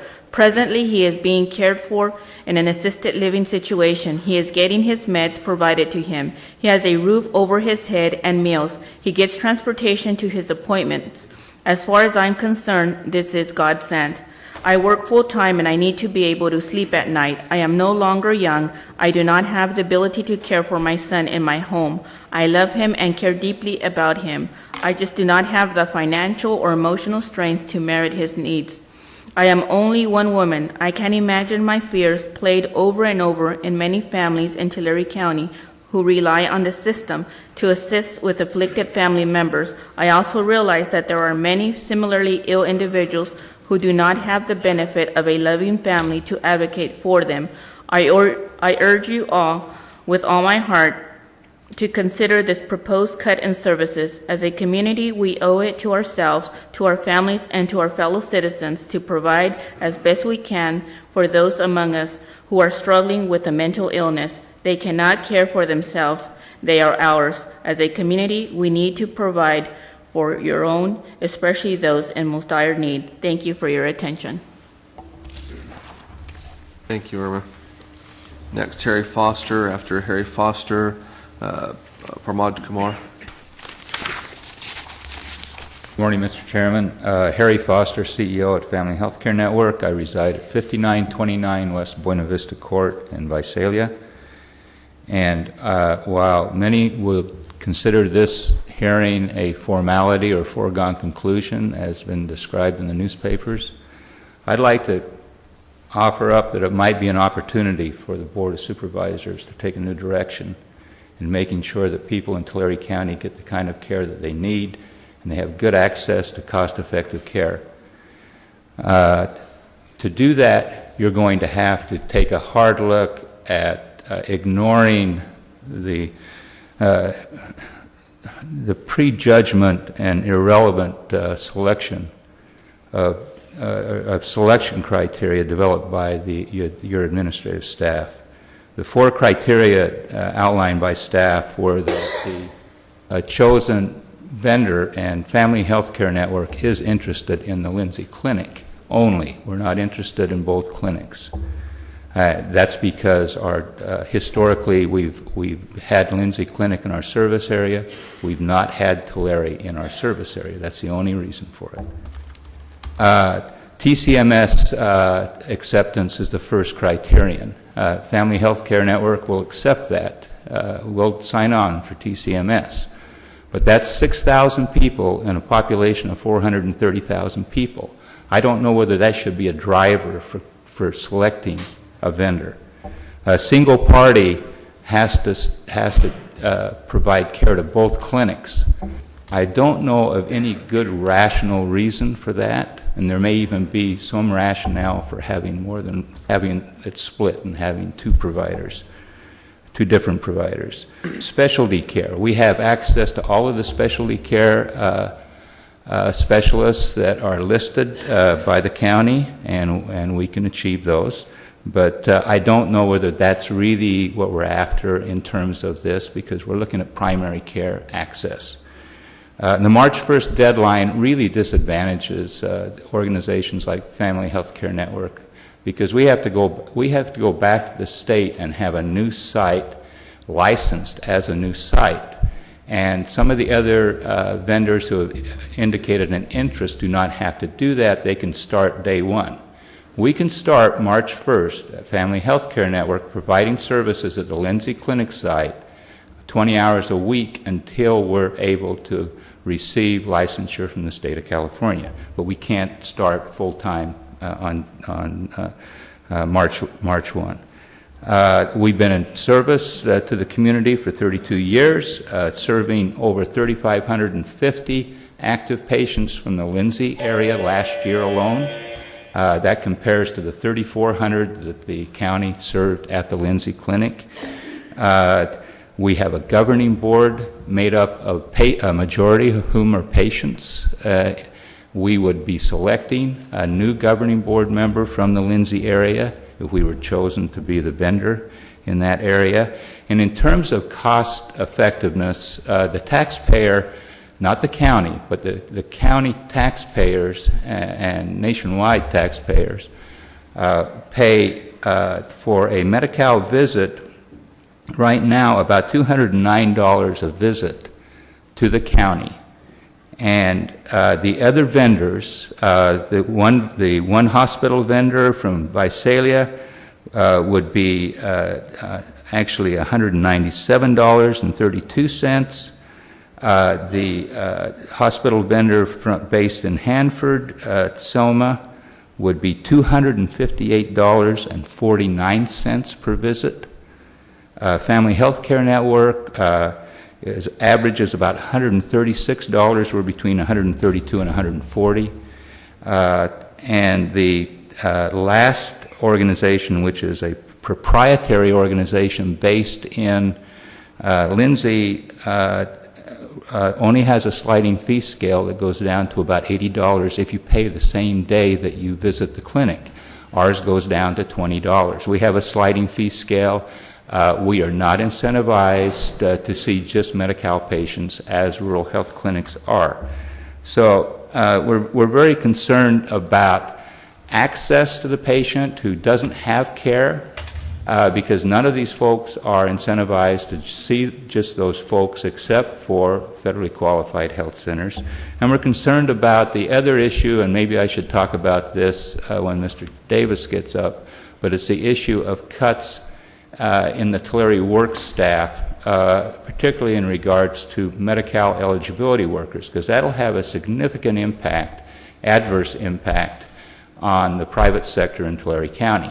The county will simply be shifting the financial underwriting of the care of these patients from state and federal entities to private resources like Family Health Care Network. So we hope that you make the right decision today for the people of Tulare County, particularly the folks who are taken care of at these clinics. Thank you. Okay, I'm going to allow Supervisor Sheeta, who has to leave for his Washington, D.C. trip, to make a statement at this time. Basically, none of us in this room wish we were here today discussing this topic. The cold, hard facts are there is not available funds to continue government as we've been continuing government. Not only there isn't sufficient funds for all the programs that we have in place today, is that the state of California has also asked us, and they've asked many of you out there as providers, to defer payment, repayment for services rendered. we are in a position again that the state of California is asking us to defer repayment for services and projects that we do in partnership with the state of California, maybe up until September of 2009. So when we talk about the pots of money that the general fund, or not the general fund, but reserve funds have, they're not really funds that we can use. The state's asking us to go borrow the money to make these payments for the programs, and that's all the state programs, it's not health, and not even promising a date when we will be repaid. So it really puts government agencies and vendors in a very precarious financial position. I believe you'll see within the next couple of weeks the state of California is going to ask the counties to make the welfare payments from the funds that the county has or will have to borrow. So we have a very deep cash crisis within the state of California. So I think the issue is to net it out is money. It's not sufficient funds to run the programs that we have in place today. Now, historically, because we have some history closing 2 clinics in Dinuba and Porterville, it's been my observation that the nonprofit organizations in those communities have done a very good job of providing those services. And I've heard very few complaints about the results of the closing of those 2 clinics.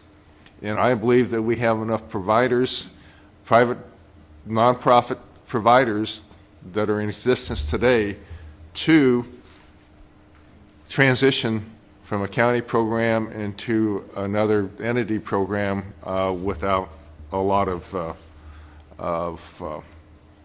displacement. Now, I'm speaking of the health clinics. There are other cuts in this program that are not directed just to the health clinics. Unfortunately, the cuts that we're talking about today, the reductions in services, this won't be the last hearing we will have on reductions of services. At the present time, we're being asked, or not being asked, it's proposed that we lose $3.4 million from our general funds from the loss of revenue from the Williamson Act. That loss of funds will start impacting law enforcement, public safety, permitting, and all other aspects of Tulare County. This is only for this year. Next year, the state of California budget deficiency is even greater than this year. So what I'm saying, I hate to be here today to talk about something as draconian as a lot of us believe this issue is, but it's unfortunately just the beginning. And when there aren't sufficient funds, there aren't sufficient funds. Now, I am in favor of the county moving forward with the proposals that were made, except for the fact I'm not in favor at this time to name a provider for those services. Basically, I think what I've learned when I first got elected and watched politics, government always had been governing itself to put out fires, and generally there were financial fires. And this has been the history of government in the state of California for a long time. What happens when you start using funds that are dedicated to other projects is what happens is those projects get deferred and they become a bigger problem in the future years. So it's my philosophy that we've been asked to run this county as a business. And I will look at running this county as a business. If there are not funds available, there are not funds available, and we will not intentionally go in the hole to provide those services which are not funded. And that's my statement, and I'm sorry I need to leave right now. So, best of luck. Thanks, Supervisor Sheeta. Dr. Kumar, and then Sean Ballooney from CEO of Tulare Delta Hospital. Mr. Chairman, Tulare District, I'm sorry. I'll be allowed to speak after my CEO speaks. I think that'll be better Sure. for If the you'd like both to of you. switch places, that's fine. Thank you very much, sir. Have the CEO come up first. Good morning, Mr. Chairman and Honorable Board of Supervisors. Thank you for the opportunity. Today I'm in front of you to Your basically... name and address, please. I'm sorry. Name and address, please. My name is Sean Boluki. Thank you. And the address is 2002 Bayrish Court in Tulare. Thank you. I enjoyed listening to everybody and the concern. I guess one of the comments I would like to make, this is not the time that we start point finger and focus on the past. We need to focus on now and plan for the future. I believe the desire of the board is to provide the best possible care for the citizen of the county. And as a CEO, I believe I have a moral obligation, to do the same thing. I would like to share the capabilities that we had at Tulare District Hospital with you, and then also tell you why I believe we are one of the better provider and we can basically help you to accomplish your objective. At Tulare District, in the anticipation of basically seeing more patients because of the economical situation that we have in our county and country, we opened 2 clinics 4 months ago because my intention was to make sure we do not have influx of the patient in ER. It would be more costly to take care of the patient there. And we have been running these 2 clinics for the past 4 months. And we are waiting for the Department of Health Services to come and license them. And when I became aware of the closure of both clinics, I contacted Ray and Steve, and they have been absolutely gracious and cooperative. The first issue was that if you are interested to take over these clinics, you have to assume for the responsibility of both of them, and I don't have any problem. We looked at our capacity between the both clinic that we have opened. We are capable to accommodate all the patients that are being seen right now at Hillman Clinic, and Lindsay should not be a problem. But here are the issues. It is not just a matter of providing a care, it's the continuity of the care. We do have all the capabilities. All the specialty services in the Hillman Clinic is being provided by our medical staff.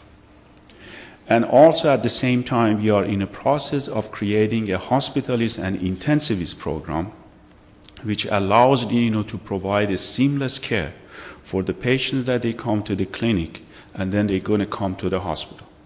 At the same time, we have been also able to put a call panel for all the specialties, and we are spending a tremendous amount of resources to make sure if the patient comes to the hospital at night, we do have all the specialties available, from the surgeon, the GI, internal medicine, family medicine, and OB. And I believe we will be able to work collaboratively with the Department of Health and Human Services and come up with a solution that provides quality care for the patients, and we will assume responsibility for both clinics, and we will see all the patients. I don't believe in the 2-tier healthcare system. Okay? We need to provide access to care for all our citizens. And thank you for the opportunity. Thank you, Dr. Kumar. After Dr. Kumar, Ben Cordova. Mr. Chairman, my name is Dr. Parmod Kumar. I'm an internist and a gastroenterologist. I live at 1028 North Oak Street, Tulare, California. I'm the chairman of the board of directors at Tulare District Hospital, and I have been fortunate enough to serve the people of this great city and great county. I know you have a difficult decision in front of you.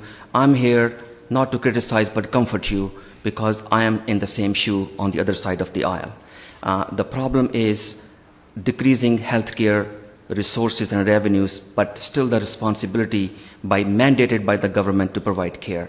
And I assure you, with Chief Executive Officer Sean Beluki and the team in place which I have brought here, my Director of Business Development and my Director of the HR, we have put a team together to take over, if blessed with the opportunity from you and your colleagues, to provide compassionate, complete, and seamless care to the patients that we will take responsibility for. People can talk that we will do that, but we have a record of providing the care to the people who need the most, and I'm talking about the indigent care. You'll be proud to know, Mr. Chairman, that in the last 5 years, we have provided 20 liver transplants, and 15 of them have gone to the very poorest of the poor, the kind of people that you are responsible to take care of as the Chairman of the Board of Supervisors.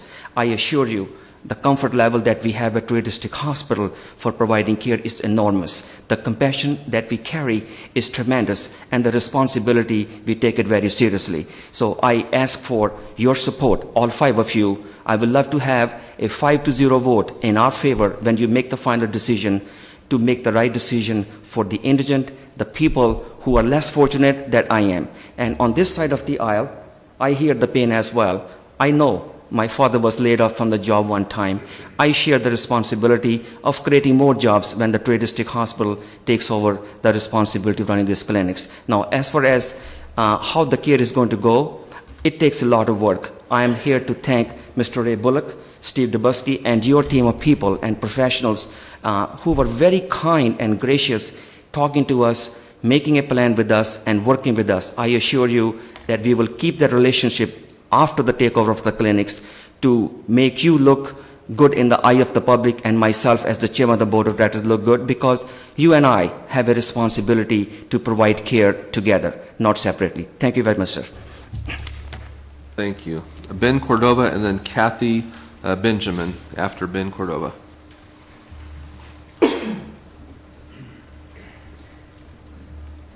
Chairman, Board of Supervisors, my name is Ben Cordova. I'm the administrator for Vida Sana Medical Group. I live at 36114 Road 196 in Woodlake, California. I'm here to present Vida Sana Medical Group as an entity that is now established in the community of Lindsay and has been established since 2004. Under the direction of our medical director, a family practice physician, Dr. Durazo, and a practicing provider, a PA, by the name of Mario Salaya. We have been providing services there in the community of Lindsay for the last 11 years. Vida Sana has recently become a rural health clinic and a major provider in the community of Lindsay, established as a rural health clinic on August 10, 2006. Vida Sana Medical Group consists of, right now, as far as providers, is family practice, pediatrics, podiatry, with the gracious move of Dr. Salas from the Porterville area into the Lindsay area, establishing OBGYN services and working collectively with Vida Sana Medical Group. This past year, 2008, we have patient encounters of 12,000, almost 13,000 patient encounters a year.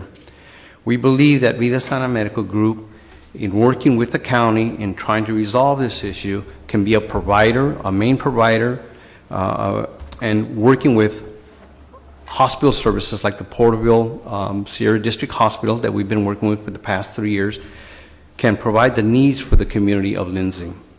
And we would really appreciate an opportunity to be able to sit down and realistically lay out a plan to which we, who are already established there, providing services in Lindsay, and have been taking care of the needs of that community for the past 4 years, I think we can put something together where it does not have a negative impact on the budget of the county.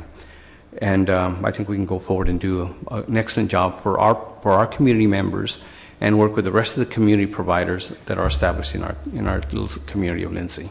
I appreciate the opportunity of talking to you all. Thank you. Thank you. Kathy Benjamin and then Dan Weaver.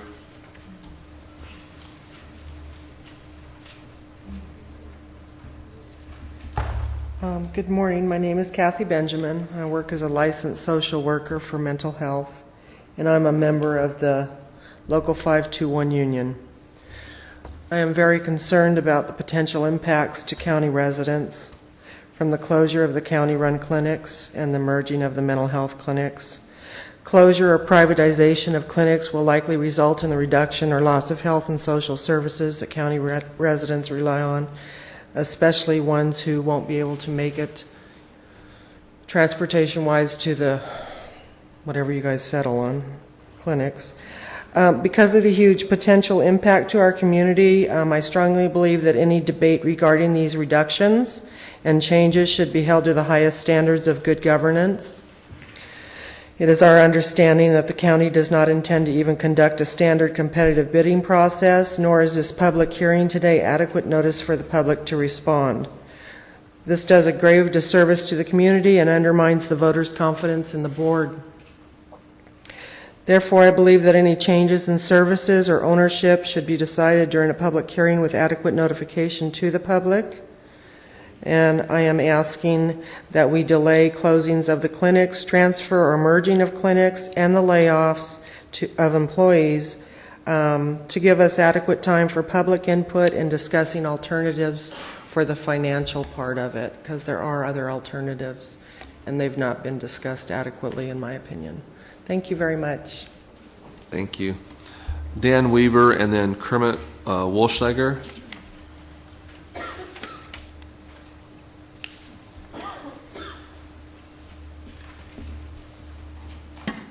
Good morning, Mr. Chairman and fellow board members. My name is Dan Weaver. I live at 40676 Old Three Rivers Drive in Three Rivers.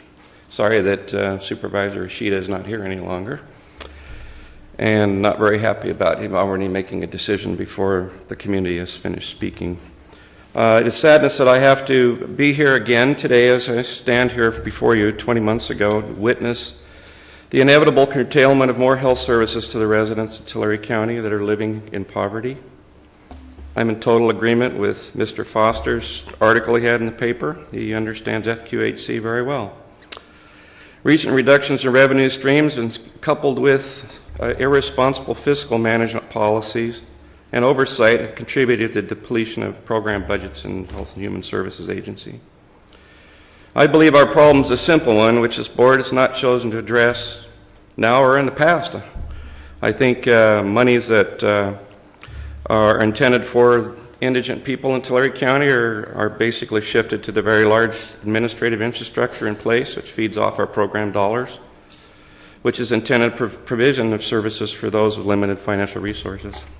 Now, I don't come here to complain, as it seems to be of no use. No one at HHSA upper management seems to think that our input on decisions being considered for our programs or changes. However, I do have some solutions that I like to put forward to offer to help alleviate the short-term crisis. I know it's the third rail, Mr. Rousseau, but I think we need to look at the Millennium Dollars. I think we need to look at helping keep these clinics open in the interim while we come up with a plan that's better than laying off 225 of our frontline staff. Monies that came from tobacco settlement dollars were intended for health programs which benefit constituents. They're not intended exclusively for capital projects, and I quote as one, our new Tulare County Ag Museum. The county should consider downsizing of upper management positions in HHSA, starting with division manager level and moving upward.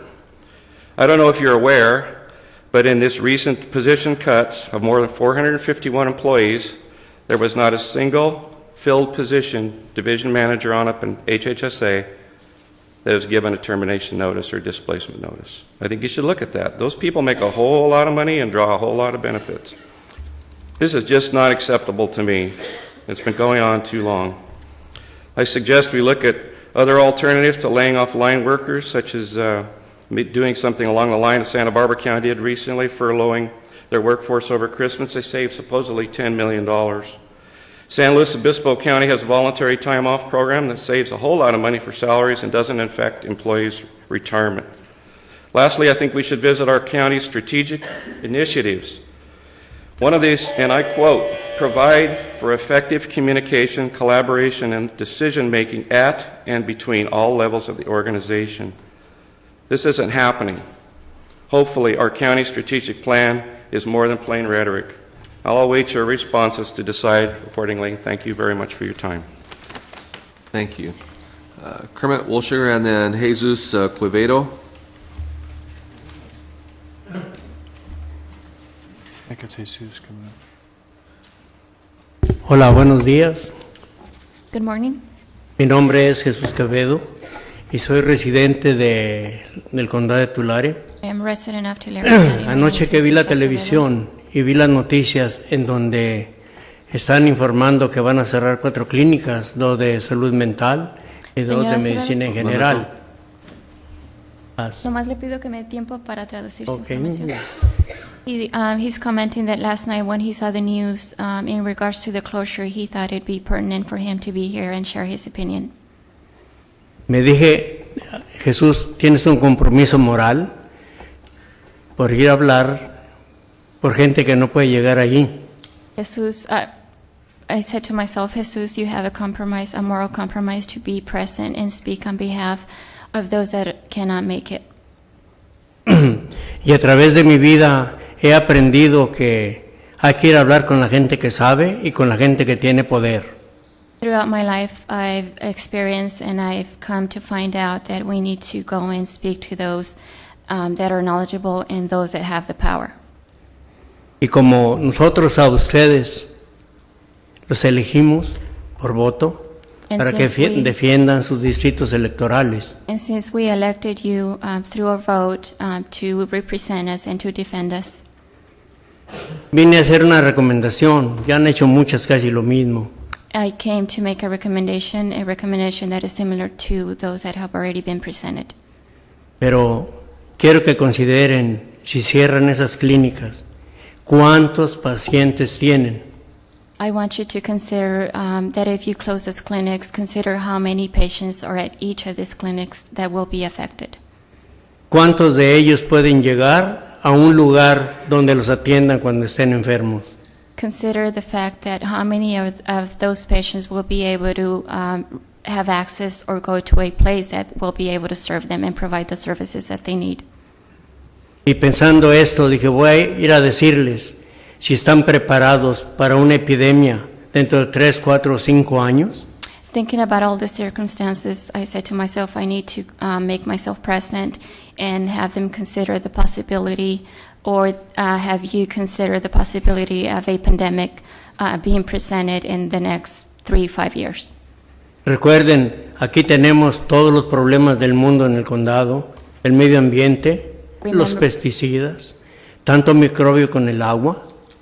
We have many difficulties or many problems here in our county with water, pesticides, etc. Y sin servicios médicos, ¿qué va a pasar? And without medical services, what's going to happen? Ahora, ¿por qué no hacen lo que están haciendo las grandes corporaciones? Todo el mundo está pidiendo dinero. A otros les dieron más tiempo. Why don't you do what other big corporations are doing? They're asking for money. Why can't you ask for money? Las grandes corporaciones piden quién sabe qué cifras de quién sabe qué tantos ceros. ¿Por qué no pedir algo aquí para el bienestar del condado? Many of these big corporations are asking for quantities with many, many zeros, so why can't you do the same to help our communities? Así que piénsenlo bien, ustedes tienen el poder. So I ask you to please consider you have the power. Y tomen esa alternativa. And take into consideration the alternatives. Consideren la recomendación. Muchas gracias por haberme permitido hablar con ustedes. Consider the alternative, not just his alternative, but the alternatives presented, and thank you for allowing me the opportunity to voice my opinion. Y me llevé varios segundos más. He took a couple of more minutes. Thank you. He said you gave more time to others, so Kurt, he took a and then couple Catherine Kit DeYoung after. My comments were... Name and address for the record, please. Okay, my comments were in regard to the layoffs in general, not just the clinic closings. Will that be appropriate? That's fine. And your name and address for the record. Okay. Okay. My name is Kermit Wolschlager. My address is 2621 West Iris in Visalia. And I'm a social worker with Tulare County. In my time with Tulare County, 19 going on 20 years, I've seen a lot of good, and I've seen a lot of not so good. And I've been through a reorganization, 2 or 3 layoffs. At this time, we're now faced with massive layoffs, and I feel, in looking at the history of the county and previous layoffs and reorganizations, that oftentimes when this county is confronted with what I perceive as a crisis, that they refuse to think outside the box. And I just want to talk about that a little bit today.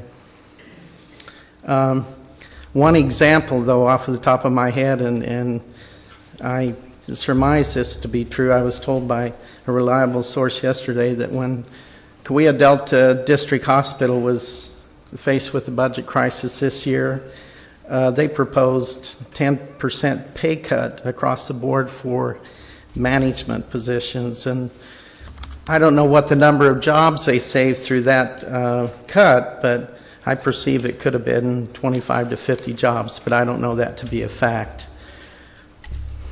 My experience in the past with Tulare County is that when there's this sort of a reorganization or layoff, it's primarily the workers, the case-carrying workers, that pay the price for sometimes poor management decisions. I've known this to be true throughout my tenure in the county, too, that oftentimes when the department heads come and speak with the members of the board, that they don't always tell them the whole truth about what's going on in their departments. I don't know if that's out of fear of losing their job, that they serve at will. I don't know what their real motives are, but it just seems like many of the people that have got up here and talked today, by this time you would think maybe there's some other options out there.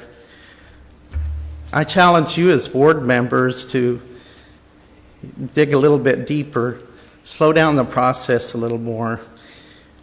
If you were to take that sort of an action, I think it would show the employees and the citizens of this county that you really do care about them, because it just seems like what we get a lot of times is just lip service. And I just want to finish by saying, it'd really be great if some of you would maybe take that extra step and sit down and just talk with some of these displaced employees, so they're not just names and employee numbers on a paper. These are real people. They have families. The stories I've been hearing the last couple of weeks, how one social worker, her whole family depends on her paycheck, and we're talking about parents and siblings and so forth and so on. I know the risks that the county faces when they reduce the number of CPS workers too. I have personal experience when I was carrying 70 kids, and I had a relative caretaker that had moved without notifying me, and the welfare eligibility worker in Porterville called and said she showed up at the office and there were drugs falling out of her purse. And at the time, I had to tell Mr. Brinkerhoff, I said, because of the heavy caseload I have right now, I can't go out and look for this child. She's at risk. Fortunately, in this case, the Porterville Police Department was able to locate the 1.5-year-old girl and get her out of that terrible environment.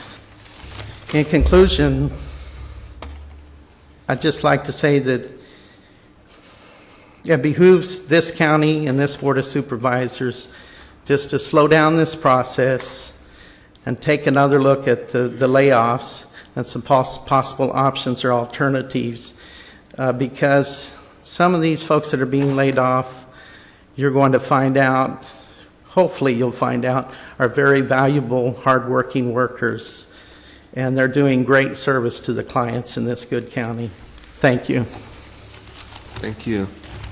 Catherine Kit DeYoung, and then William Goodell after Catherine.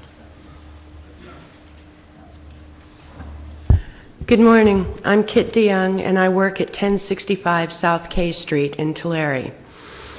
Anybody who came to this meeting today in the hopes of keeping the facility they received their medical care or their mental health care from open, or in the hopes of keeping their jobs, is wasting your time and their breath. Today's presentation to the board regarding the closures of county's Lindsay and Tulare clinics was a done deal by the board 10 days ago before the decision was presented to the public as a possibility. This board broke the spirit of the law by disregarding the Ralph M. Brown Act when they began discussions with Adventist in closed session. Mr. Dubusky tells us that the reason for this decision is that the clinics are losing money. He reports that Visalia and Farmersville may close at the end of this fiscal year. He also told us that the money from the Millennium Fund in this county, and now I quote, is being used, like in many counties, for roads, unquote. But when we were in contract negotiations, we were told that the money from the Millennium Fund was being used for building maintenance. The right hand of this administration does not know what the left hand is doing. The board voted itself and other elected officials a 7% raise 1 year ago. Less than a year ago, Jean Rousseau told the Fresno Bee that this county is in great shape financially and would not have to cut services even if the state cut monies drastically. Suddenly, in contract negotiations, the county was in financial distress. Now more clinics are closing. And yet, this board just voted other elected officials and itself a 4.5% raise. The people of this county want to know the truth. What kind of financial shape are we really in? Can we trust an administration that considers itself above the law and speaks out both sides of its mouth to tell us the truth? No. Therefore, a public invitation is being extended to the board today. Please request a state audit of the county's budget and finances, with the state publishing its findings in local newspapers. It would give your constituents much peace to know they know the truth. Thank you. Thank you. William Goodell.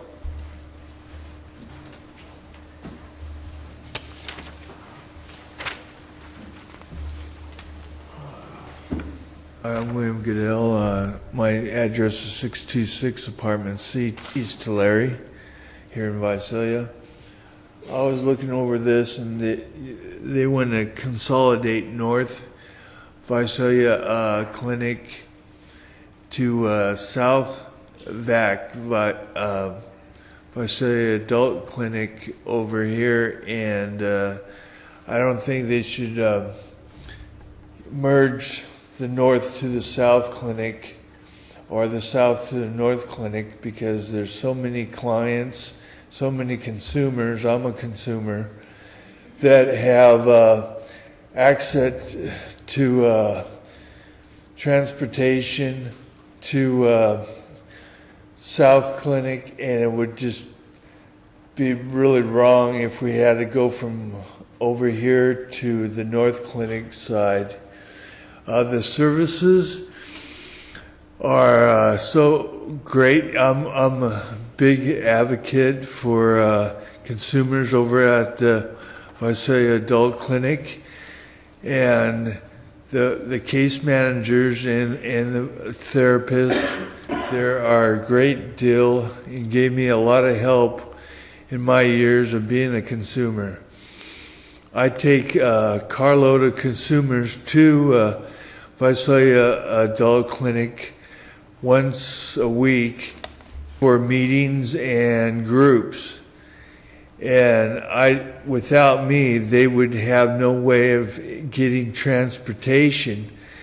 So I wouldn't like to see North closed down or South clinics closed down, but I would like to state, if you do consolidate North and South, that you take the North and consolidate it with the South, because it has thousands of people there that need their services at a great length to keep transportation going, instead of have to reroute their transportation to the North clinic. I've been a consumer now for, 15 years, and mental health has helped me out a whole lot. It's given me the medication I need, and it's given me a great deal of self-esteem. The caseworkers and therapists and counselors did a great deal of change in my life, and with that, thank you. Thank you, I have no further requests to speak before the board. Dr. Nelson, I've got you up for number 10. For number 11, do you want to speak now? Okay.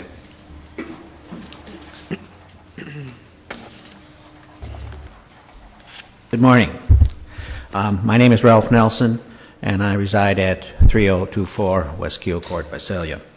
I'm going to be reading a letter which you have from Lisa Strongen, which is a consensus of the Mental Health Board of Tulare County. Dear sirs, on behalf of the Tulare County Mental Health Board, I wish to highlight our concerns regarding the proposed cut in mental health services you are considering implementing. At our recent meeting, we had the opportunity to thoroughly review this proposal. Two of the members of your board, Chair Phil Cox and Supervisor Vanderpool, spoke to the need for these reductions in services as a result of a reduction in state funding. After full discussion, our board is recommending you consider other courses of action. Specifically, we are concerned that a reduction of services will mean an increase in rates of incarceration and hospitalization of persons with mental illnesses who are otherwise being maintained through access to appropriate services. A reduction of services will occur even if it is styled as a consolidation of 4 clinic sites into 2. We know our county is geographically large and disproportionately poor. We know that we have limited mass transit available. We know that access is a key point in the delivery of mental health services and the restriction of or complication of that access by moving it from one neighborhood to another. More centralized area will result in missed appointments, inability to remain on a treatment regimen, lapsed medical prescriptions, and ultimately leave some of the most vulnerable individuals in our county to decompensate without adequate treatment of their mental illness. We know that untreated or inadequately addressed mental illness results in higher homeless rates, higher incarceration rates, and higher hospitalization rates among these individuals. We know that the folks with untreated mental illness who are on the streets or in the jails create higher risks in those environments. We know that increased hospitalization and higher rates of mentally ill persons in the criminal justice system is hugely expensive. Treatment costs alone for incarcerated individuals with mental health issues are approximately $1.75 million for the recent fiscal year. Last year, the annual cost of hospitalization for mental health clients was approximately $1.5 million. You have those figures available to you as county costs. There are the additional expenses of increased load to our already overworked criminal justice system. The proposed reductions are to save $1 million. There is a very real possibility that these cuts will not result in any net savings to the county and may result, ironically and sadly, in higher costs both financially and in terms of individual and community well-being. In our recent discussion of this issue, our board became aware of the mental health costs of incarcerated persons within our local facilities are borne by the Tulare County Mental Health as opposed to the administration of those facilities. A review of Proposition Title 15, the minimum standard for local detention facilities, Chapter 1, Subchapter 4, Article 11, clearly states that the responsibility for health care services to inmates is the responsibility of the facility administrator. These costs should therefore be part of the sheriff's budget, yet for more than 10 years, apparently these costs have been part of the mental health budget. As referenced above, this is an appropriately $1.75 million burden that has been shifted from the sheriff to our Tulare County Mental Health Department. Clearly, by eliminating this one example of robbing Peter to pay Paul, we would eliminate the need for such drastic cutbacks to our non-incarcerated consumers of mental health services. The Tulare County Mental Health Board appreciates the large responsibility placed on this Board of Supervisors to use our monies wisely. We understand that the difficult decisions will be made and that some county services will be reduced. We simply ask that this board to consider the collateral cost of the proposed reductions in mental health services to individuals and the county bottom line. The price of maintaining the well-being of citizens of this county is worth paying morally and financially as a prudent investment. Simply put, it is cheaper to provide community-based mental health services than to pay for hospitalization and incarceration that results when these services are no longer available. And this letter was written by Lisa Strongen, Chair of the Mental Health Board. Thank you. Thank you. I saw one other hand. Please, couple. Thank you. Felipe Martinez, City Councilman of the City of Porterville. Mr. Chairman, I'd like to address and ask that you keep the public hearing open to your next session, seeing that one of your board members is not present, and this is such a strong and verbal argument that was presented that the Supervisor Ishida was not privy to hear some of this information. I know that he made a statement saying that his mind has been made up. I like the fact that he said he was willing to postpone. So I would like to ask that you continue this public hearing to your next meeting. I want to thank Supervisor Ennis with meeting with staff from the City of Porterville and bringing some staff members from the county to meet with us yesterday. It was short notice, so once again, I want to thank you for listening to me, giving the opportunity to these folks, and once again, I would ask that you keep public hearing open. Thank you. Thank you. Anyone else? Yes. Please state your name and address for the record. My name is Gilbert Servin. I had marked item 11. I'm here on behalf of Dr. Abul Salas, OBGYN, and we are planning to open a brand new clinic at 973 North Sequoia Avenue in Lindsay.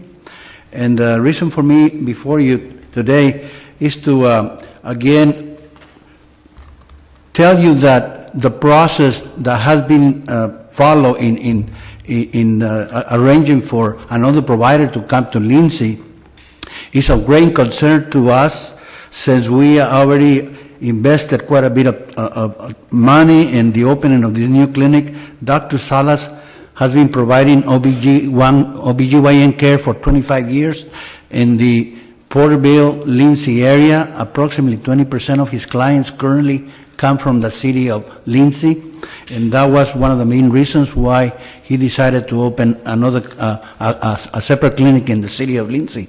So I do request that the Board of Supervisors, before they make a final decision, that give us the opportunity to, as providers of this community, to be part of this process, and we can definitely assume the patients that the clinic in Lindsay currently serves.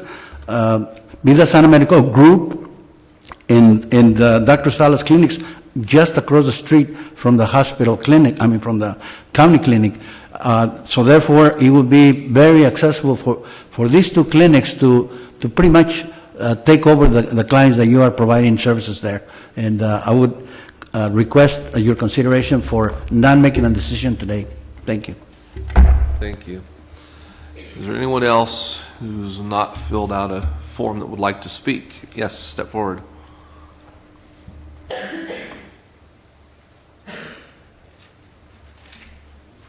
My name is Randy Boone, address 1119 West Morton in Porterville. You did fill it out. So. Yes, sir. I filled it out as number 11 somewhat incorrectly, and I don't want to be redundant. I have been a medical provider and former administrator in the city of Lindsay for close to 19 years altogether. I can no longer work because of health reasons, and what I wanted the board to know is that with my colleagues in Lindsay, and since we're basically talking money here, between the providers that are already in Lindsay, excluding the county, will be able to very easily take up any slack from closure of the Lindsay Clinic. I have in the past actually accepted patients from Lindsay Clinic because they were overloaded, even though we at the time were seeing approximately 3 times the patients that the clinic was seeing with approximately 25% of the staff. So I would support the board on the closure. I have great empathy for any employees that would lose their jobs over this, but since it's a financial issue, I want to express my opinion that providers that have worked for many, many years providing care to the citizens of Lindsay and surrounding areas be given the opportunity to continue doing that and can very easily accept the patient load from Lindsay Clinic. They can be absorbed without any problem whatsoever. Thank you. Thank you. Anyone else wishing to address the board at this time? Seeing none, we will close the public hearing and allow our staff to make some final comments and recommendations. Thank you, Chair. I believe I flew right through into the recommendations in my earlier presentation, that in looking at a number of various options, which would include accrual and accounting, I call them accounting gimmicks, because that would have to be based on an expectation of a really strong recovery at the state if we were to accrue revenues to offset this shortfall. I can't really in good faith recommend that. I can't recommend that our Medi-Cal revenues that we're going to recapture back up to 65% Medi-Cal rates. So I conclude by saying I don't see another option of achieving a balanced budget for the current year outside of closing the clinics. Okay, thank you. Council, we have this item set for closed session. I'll ask the board, do we wish to go into closed session? I don't need to unless our council thinks there have been legal issues that are raised that she needs to address us about. We'll ask each supervisors, do you need to close session? Okay. Well, we are not going to go into closed session then. I will bring this back to the board for discussion. Any additional questions, discussion, action? Mr. Chairman, we went through a similar process a couple years ago in the closure of the Porterville Clinic and the Dinuba Clinic, and there were a lot of concerns raised at that time about loss of service. And what we've really found out was that there was not a loss of service. And I think we've heard here today somewhat of a mixed message, but I think it's consistent that if you go back historically and look at why the county became involved in clinics, it was tied to the closure of the county hospital. Every county used to have a hospital. Tulare County was no different. And when they closed the hospital, the idea was, how do we provide health care services for our indigent population, which historically has been the responsibility of the counties. And the idea was that we would look at clinics sort of scattered around the county. At that time, they were something new on the horizon. There weren't other clinics really competing with Tulare County, or not nearly as many of them. In the meantime, an entire market has been developed for clinics, and so which has a lot to do with the fact we've lost so many of the percentage of our population that go to our clinics that had Medi-Cal now have other providers to go to, and we have the ability to provide through contracts with these other service providers for our indigent care. And as a last resort, we do reserve 2 other clinics that the county does provide for indigent care. So I think we can meet this indigent care. In a sense, there is no loss of service. This is not, for me, a difficult decision, because we're talking about a closure which will save us $2 million approximately, and there will not be a loss of service to the population. So in my mind, that's a good business decision. So I don't really have a problem with closure. I think there's more of an issue with who would be providing the service. I think sort of resurrected itself, which is not the matter before us right now. Right now the issue is one of whether or not we should close. And the only thing that of course, that is difficult are the employees who have worked for Tulare County, as many have said, for many, many years, and I have great empathy for them. This is not certainly a personal issue. It is a matter that we do not see a long-term restoration to a point where there's a profitability or break-even proposition for Tulare County. I think this is a move that we have to take. I think time is of the essence, and I know many people have asked us about delaying. The problem is that at $400,000 a month in losses, we have got to act rather quickly. The situation has deteriorated. That's when California adopted a budget. Now they're back adopting a new budget because things have just changed very dramatically, very quickly. We need to act quickly, I believe, as well. And so I support the recommendation. I would move that we would approve the recommendation, which would be the closure of the 2 clinics. A motion, any other comments before we entertain a second? Well, I can go back to Porterville, and the number one concern there when we closed the clinic was it would impact our emergency room at the hospital. And in fact, the visits went down because the slack was taken up by the local clinics that operate out of that city. So I would also be inclined, and I would second that motion that Mr. Worthley has promoted. Before I call for a vote, allow Supervisor Vanderpool to make any statement you wish to. Thank you, Mr. Chair.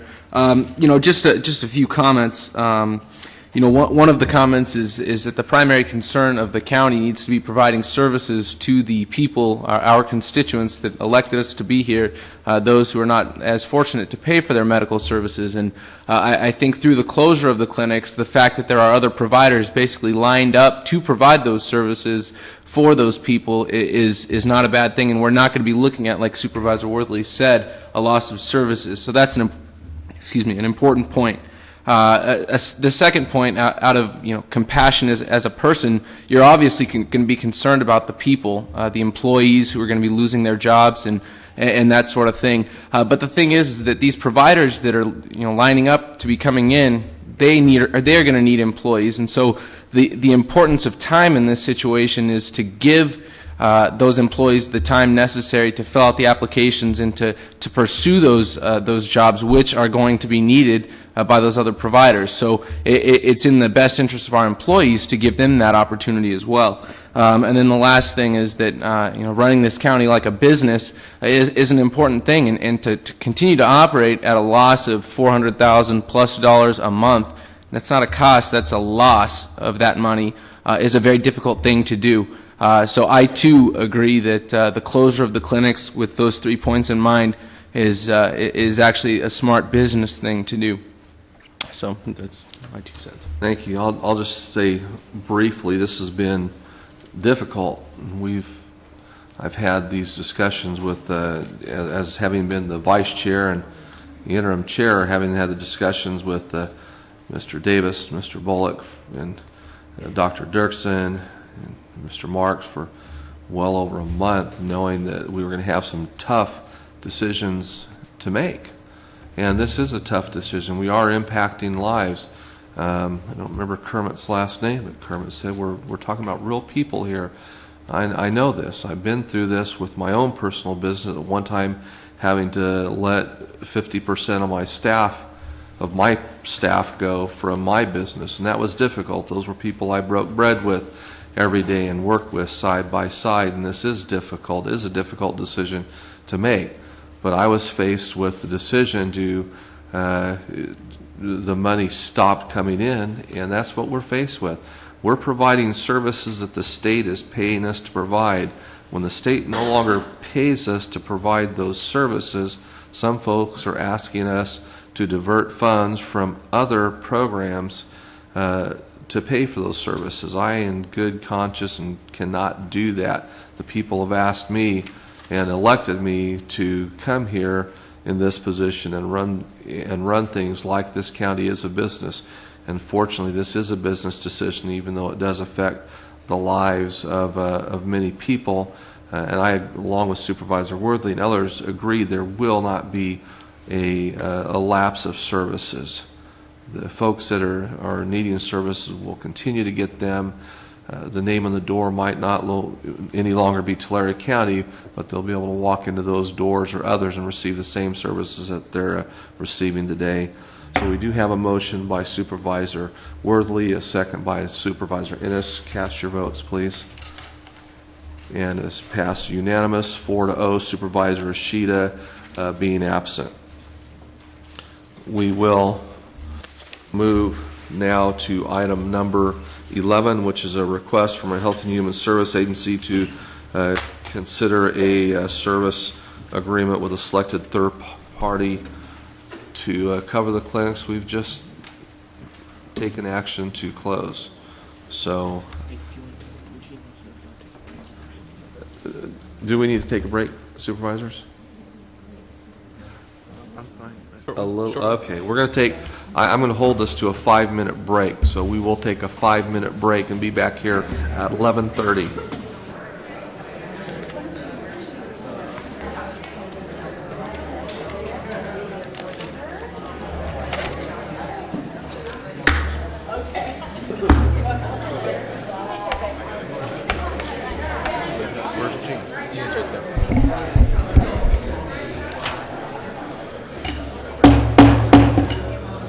We are back in session. We'll now address the final item on our agenda, item number 11. Mr. Davis. Good morning. It's John Davis, Health and Human Services. I was going to, and I want to, take some time just to set the problems we've been discussing this morning in a larger context. That was started by Mr. Bullock and certainly was addressed by Supervisor Ishida. But the board, as the board knows, I think we've had nearly 2 years of continuing declines in revenues. At first it was a trickle, and now it's a flood. We've had some cuts in our grant programs. Some of those cuts have been retroactive. That is to say, we spent money the state promised us, and we won't see those revenues. The big reductions, and the one that hurt us the most, of course, and you've already heard this, but it's the sales tax revenues and the VLF. And last year, we went out of the year, closed the year thinking we would have $700,000 in base payments coming to us. And by October, that was no longer a fact. The legislature took no action, as they have for years, to create the base or recreate the base, so we lost that money. And by that time, we were already looking at about $4 million in decline. Or another way of saying it is, we thought there was a 4% reduction between last year and this year. It's already hit 8%, and the governor's new budget looks at 12%. So even if we correct this problem today, and we get started with this, your point was very well taken, Supervisor Worthley. That is to say, this is just the beginning.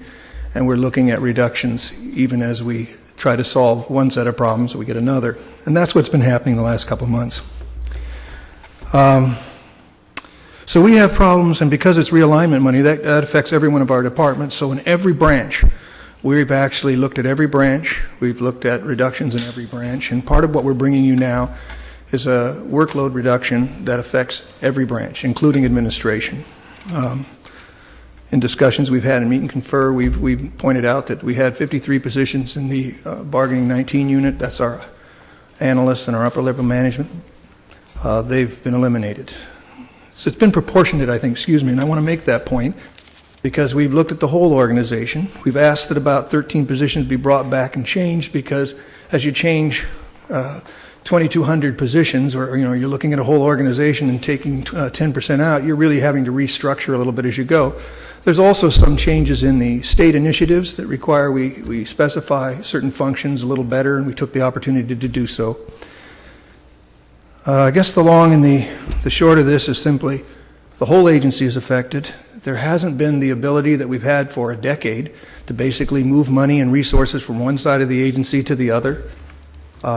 There's no sister department, as I've said before, to save the problem in health or save the problem in mental health. They're all affected. So we're looking at the closures that you already acted upon. We're looking at the consolidation of our mental health clinics to one in Visalia and one in Porterville. And we're looking at workforce reductions across the whole organization. As you know, there was about 300 layoff notices sent out. We think when this all shakes out, it will actually be slightly less than 200 people that are actually affected. Originally, we thought it would be about 225, but how the bumping works, it's very hard to track all that. And that is, I think, the biggest piece of what we're asking you to do today. It's the bottom of your agenda item, is to say the workload reduction is before you, and we need to make these reductions. It's about $5.2 million we need to make up. We started with 10, and then by deferrals and by cuts in contracts, and some of those you've already acted on in previous weeks, and just savings and not hiring, we've managed to do about $5 million of the work. But there still remains some funds to make up, and the difficulty, of course, is we're facing more next year. So we would highly recommend that your board accept our item here that we're talking about workforce reductions. You allow us to consolidate the mental health clinics, and as to the rest of the particulars, we'll ask the health department again to step up and work out the last bit of what we might call the transition of our clients to another provider. With that, I'll ask the health director to step up. Hi again. In looking at transitioning, if the clinics were closed, one of the areas that I was extremely interested in doing is protecting as many of the rights and stipulations to protect the clients as possible. And so going forward, I put together 4 specific criteria that I thought would be useful in talking to interested parties that would be interested in coming in behind our clinics and operating them, that would provide some assurances of a seamless transition and same level of access to service.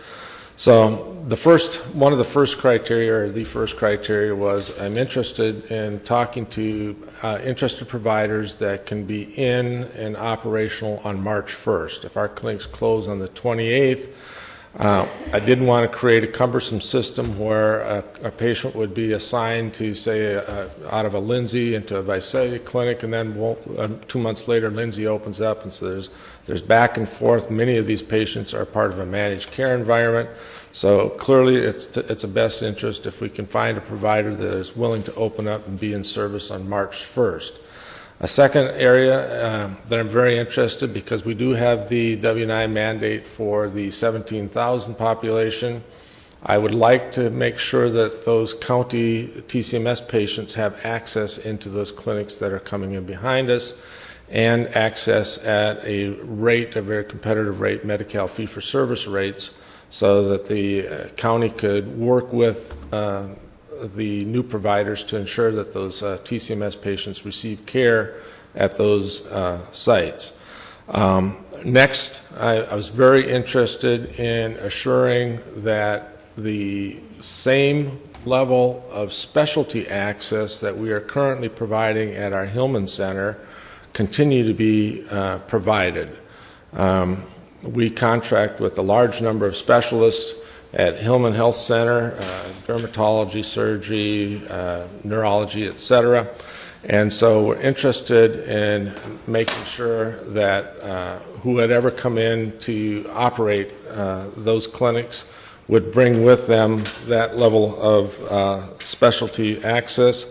And then the last is the concept that if you bring in, if you take one clinic, that you would take them both. And this was alluded to earlier, but from my perspective, we will be operating a kind of a semi-managed care role with these TCMS clients. And so the specialty access panel that's being developed in Tulare, we need to have access for those specialty patients somewhere. And if our medical director is going to be working with another medical director to approve treatment authorizations, hospital managed care plans, or hospital discharge plans and admission plans, it just makes sense to see if we can find a single entity to do a single administrative point versus having multiple administrative points for these clients.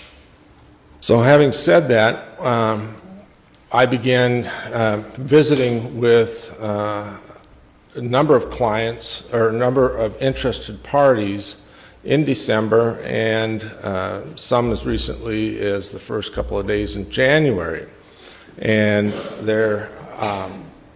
we have some parties that are interested in one clinic but not both clinics. We have some providers that are interested, they will see TCMS but not at a Medi-Cal fee-for-service rate. We have some parties that are interested in seeing our patients for primary care practice, but they don't have a specialty network that they can bring to it. But I think it boils down to, if you look at those 4 criteria, do we have interested parties that can meet those 4 criteria? First, let me speak to the Adventist group. One of the reasons I sought out the Adventist group was we had an extremely positive experience with the Adventist group in transitioning the Dinuba clinic, and it was seamless. They not only met, but they exceeded the expectations in moving into that clinic. And so I did reach out to them.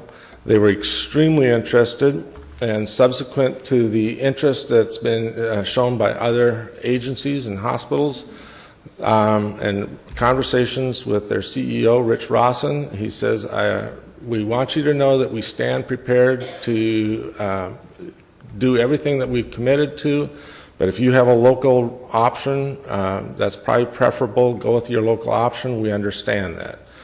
Having said that, we've had discussions with Cuya Delta District Hospital, and they've informed us that it's part of their strategic plan to actually expand rural health clinics. And part of their expansion in rural health clinics would include a look at the Lindsay area, and they do have the experience in operating the Exeter Health Clinic.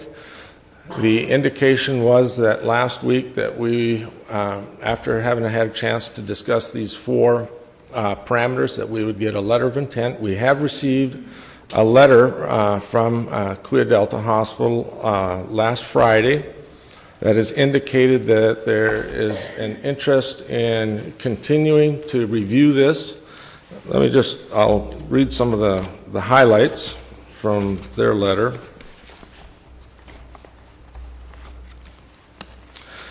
Cuya Delta is carefully studying the possibility of providing necessary leadership and management for the clinics.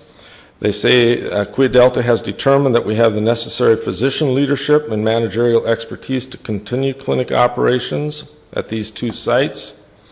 And again, we are carefully and diligently studying the possibility that Cuya Delta might provide services at these 2 clinics. And finally, I'm pleased to confirm that if our board of directors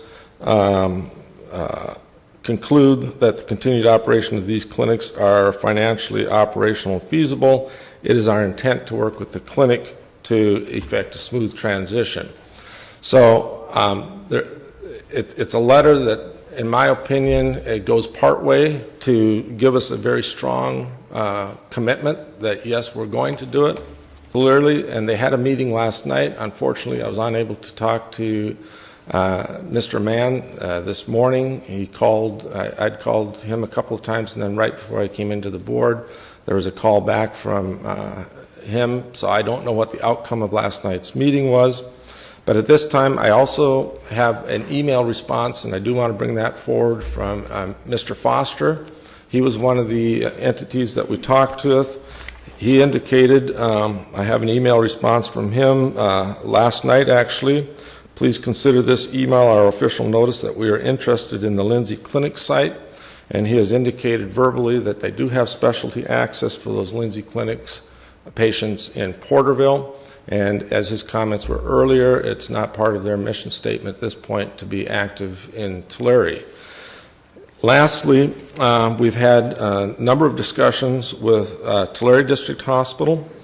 And in those discussions, they have also indicated that it is part of their strategic mission to expand their rural health clinics. They have opened 2 clinics, but yet remain unlicensed at Tulare. And we did receive a letter of commitment from Tulare District Hospital over the weekend. And again, I'll try to glean what I consider to be the pertinent points in their letter. Our analysis shows, based on the hours of operation that you provided, Hillman is open 8 to 7 and Lindsay is open from 8 to 5. We will be able to accommodate all of the patients, and that's in reference to they have in their existing clinics. If they have difficulty getting the building certified at Hillman, because if you close a clinic and reopen versus suspend a license, they might need to have a building inspection. There might need to be some upgrading of the facilities, but they're committed to see all of those patients at their existing clinics if there's a difficulty in code compliance only at the Hillman site. I'm confident we'll be able to meet the deadline to establish for the transition of the clinics by March 1st, 2009. We are willing to assume the responsibility for the operation of both Lindsay and Hillman clinics and provide the needed resources until the clinics are awarded the necessary licensure. That's a big point. I think the agencies need to understand that if you come in, you start operating a clinic, and it takes a while to get the inspections for licensure, you're basically operating at gratis until that licensure occurs. And the statement here says they're willing to accept and provided the needed resources until they're awarded that licensure. And they express absolute commitment to provide health care services to all patients in the community, including specialty services, and that would be the specialty panel that we had already sent to them as part of the analysis, and which include a TCMS rate compensation and Medi-Cal fee for service. So there's a commitment from TCM or from TDH to actually honor the Medi-Cal fee for service rates that we were requesting. And they will lease the Hillman Clinic from Tulare Health and the Lindsay Clinic, and then pursue immediate inspection requirements for licensure. So I think based on the written documentation that I've received and the parameters that I've laid out, again, there can be any modification to those requirements, but from my perspective, moving forward and wanting to do the best for the clients and making sure that it's as seamless as possible, the transition, if I were to make a recommendation to you today, my recommendation would be to move forward with Tulare District Hospital.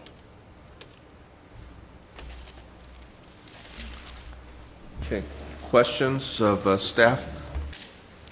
Board? Seeing, oh wait, okay.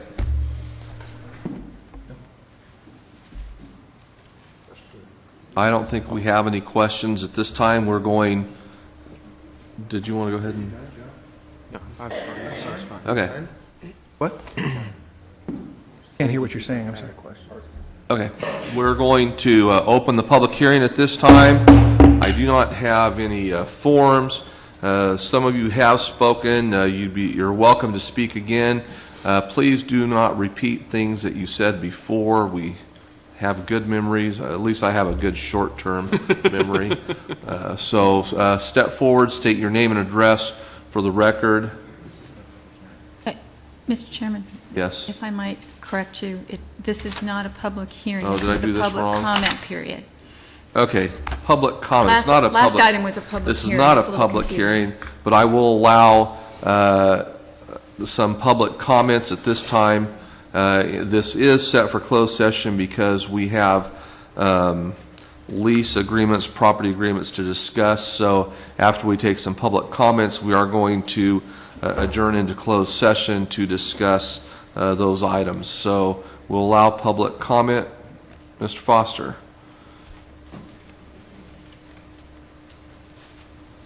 Thank you. I won't repeat my personal information again. I just wanted to clarify a couple of points not made earlier. Number one, Family Healthcare Network is a federally qualified health center. and we have 11 sites in Tulare and Kings counties. We are the only freestanding health center in the county that is accredited by the Joint Commission on Accreditation of Healthcare Organizations. We're accredited specifically to provide the kind of service that we have as part of our mission. I alluded to the fact earlier that we feel prejudiced against in the activities that have come before now by Mr. Bullock. We had to seek him out to meet with him where he met with other folks prior to that and chose not to meet with us. And then when we did meet with him, he did not provide us with the 4 criteria. In fact, he indicated at that meeting, number one, we would prefer to have someone who would do both clinics, but it's not a requirement. He said nothing about the specialty services. We did have a discussion about TCMS, and we indicated to him that we were in agreement on TCMS. And we told him of our concern and how it prejudiced the board in terms of having to make a decision in regards to a March 1st opening if it was a full opening versus a part-time opening.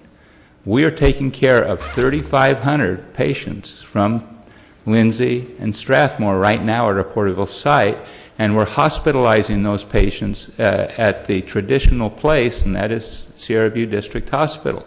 We work hand in glove with the physicians down there.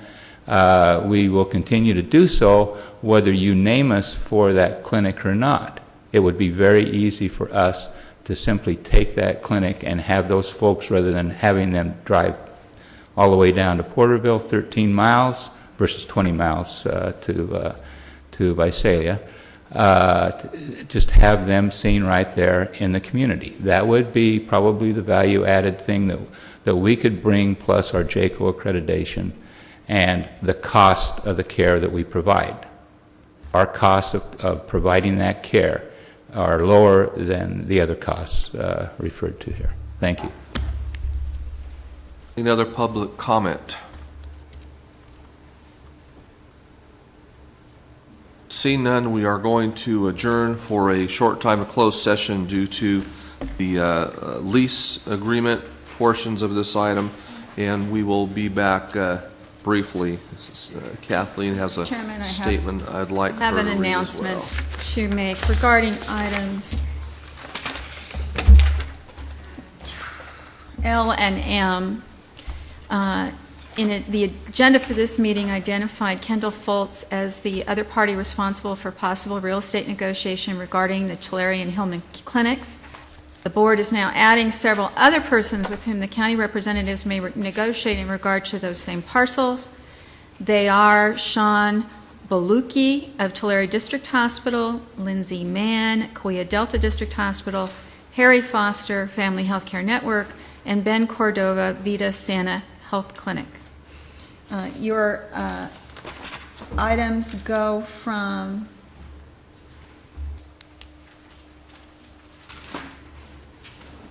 J through N, I believe. Thank you. We will adjourn to closed session and be back.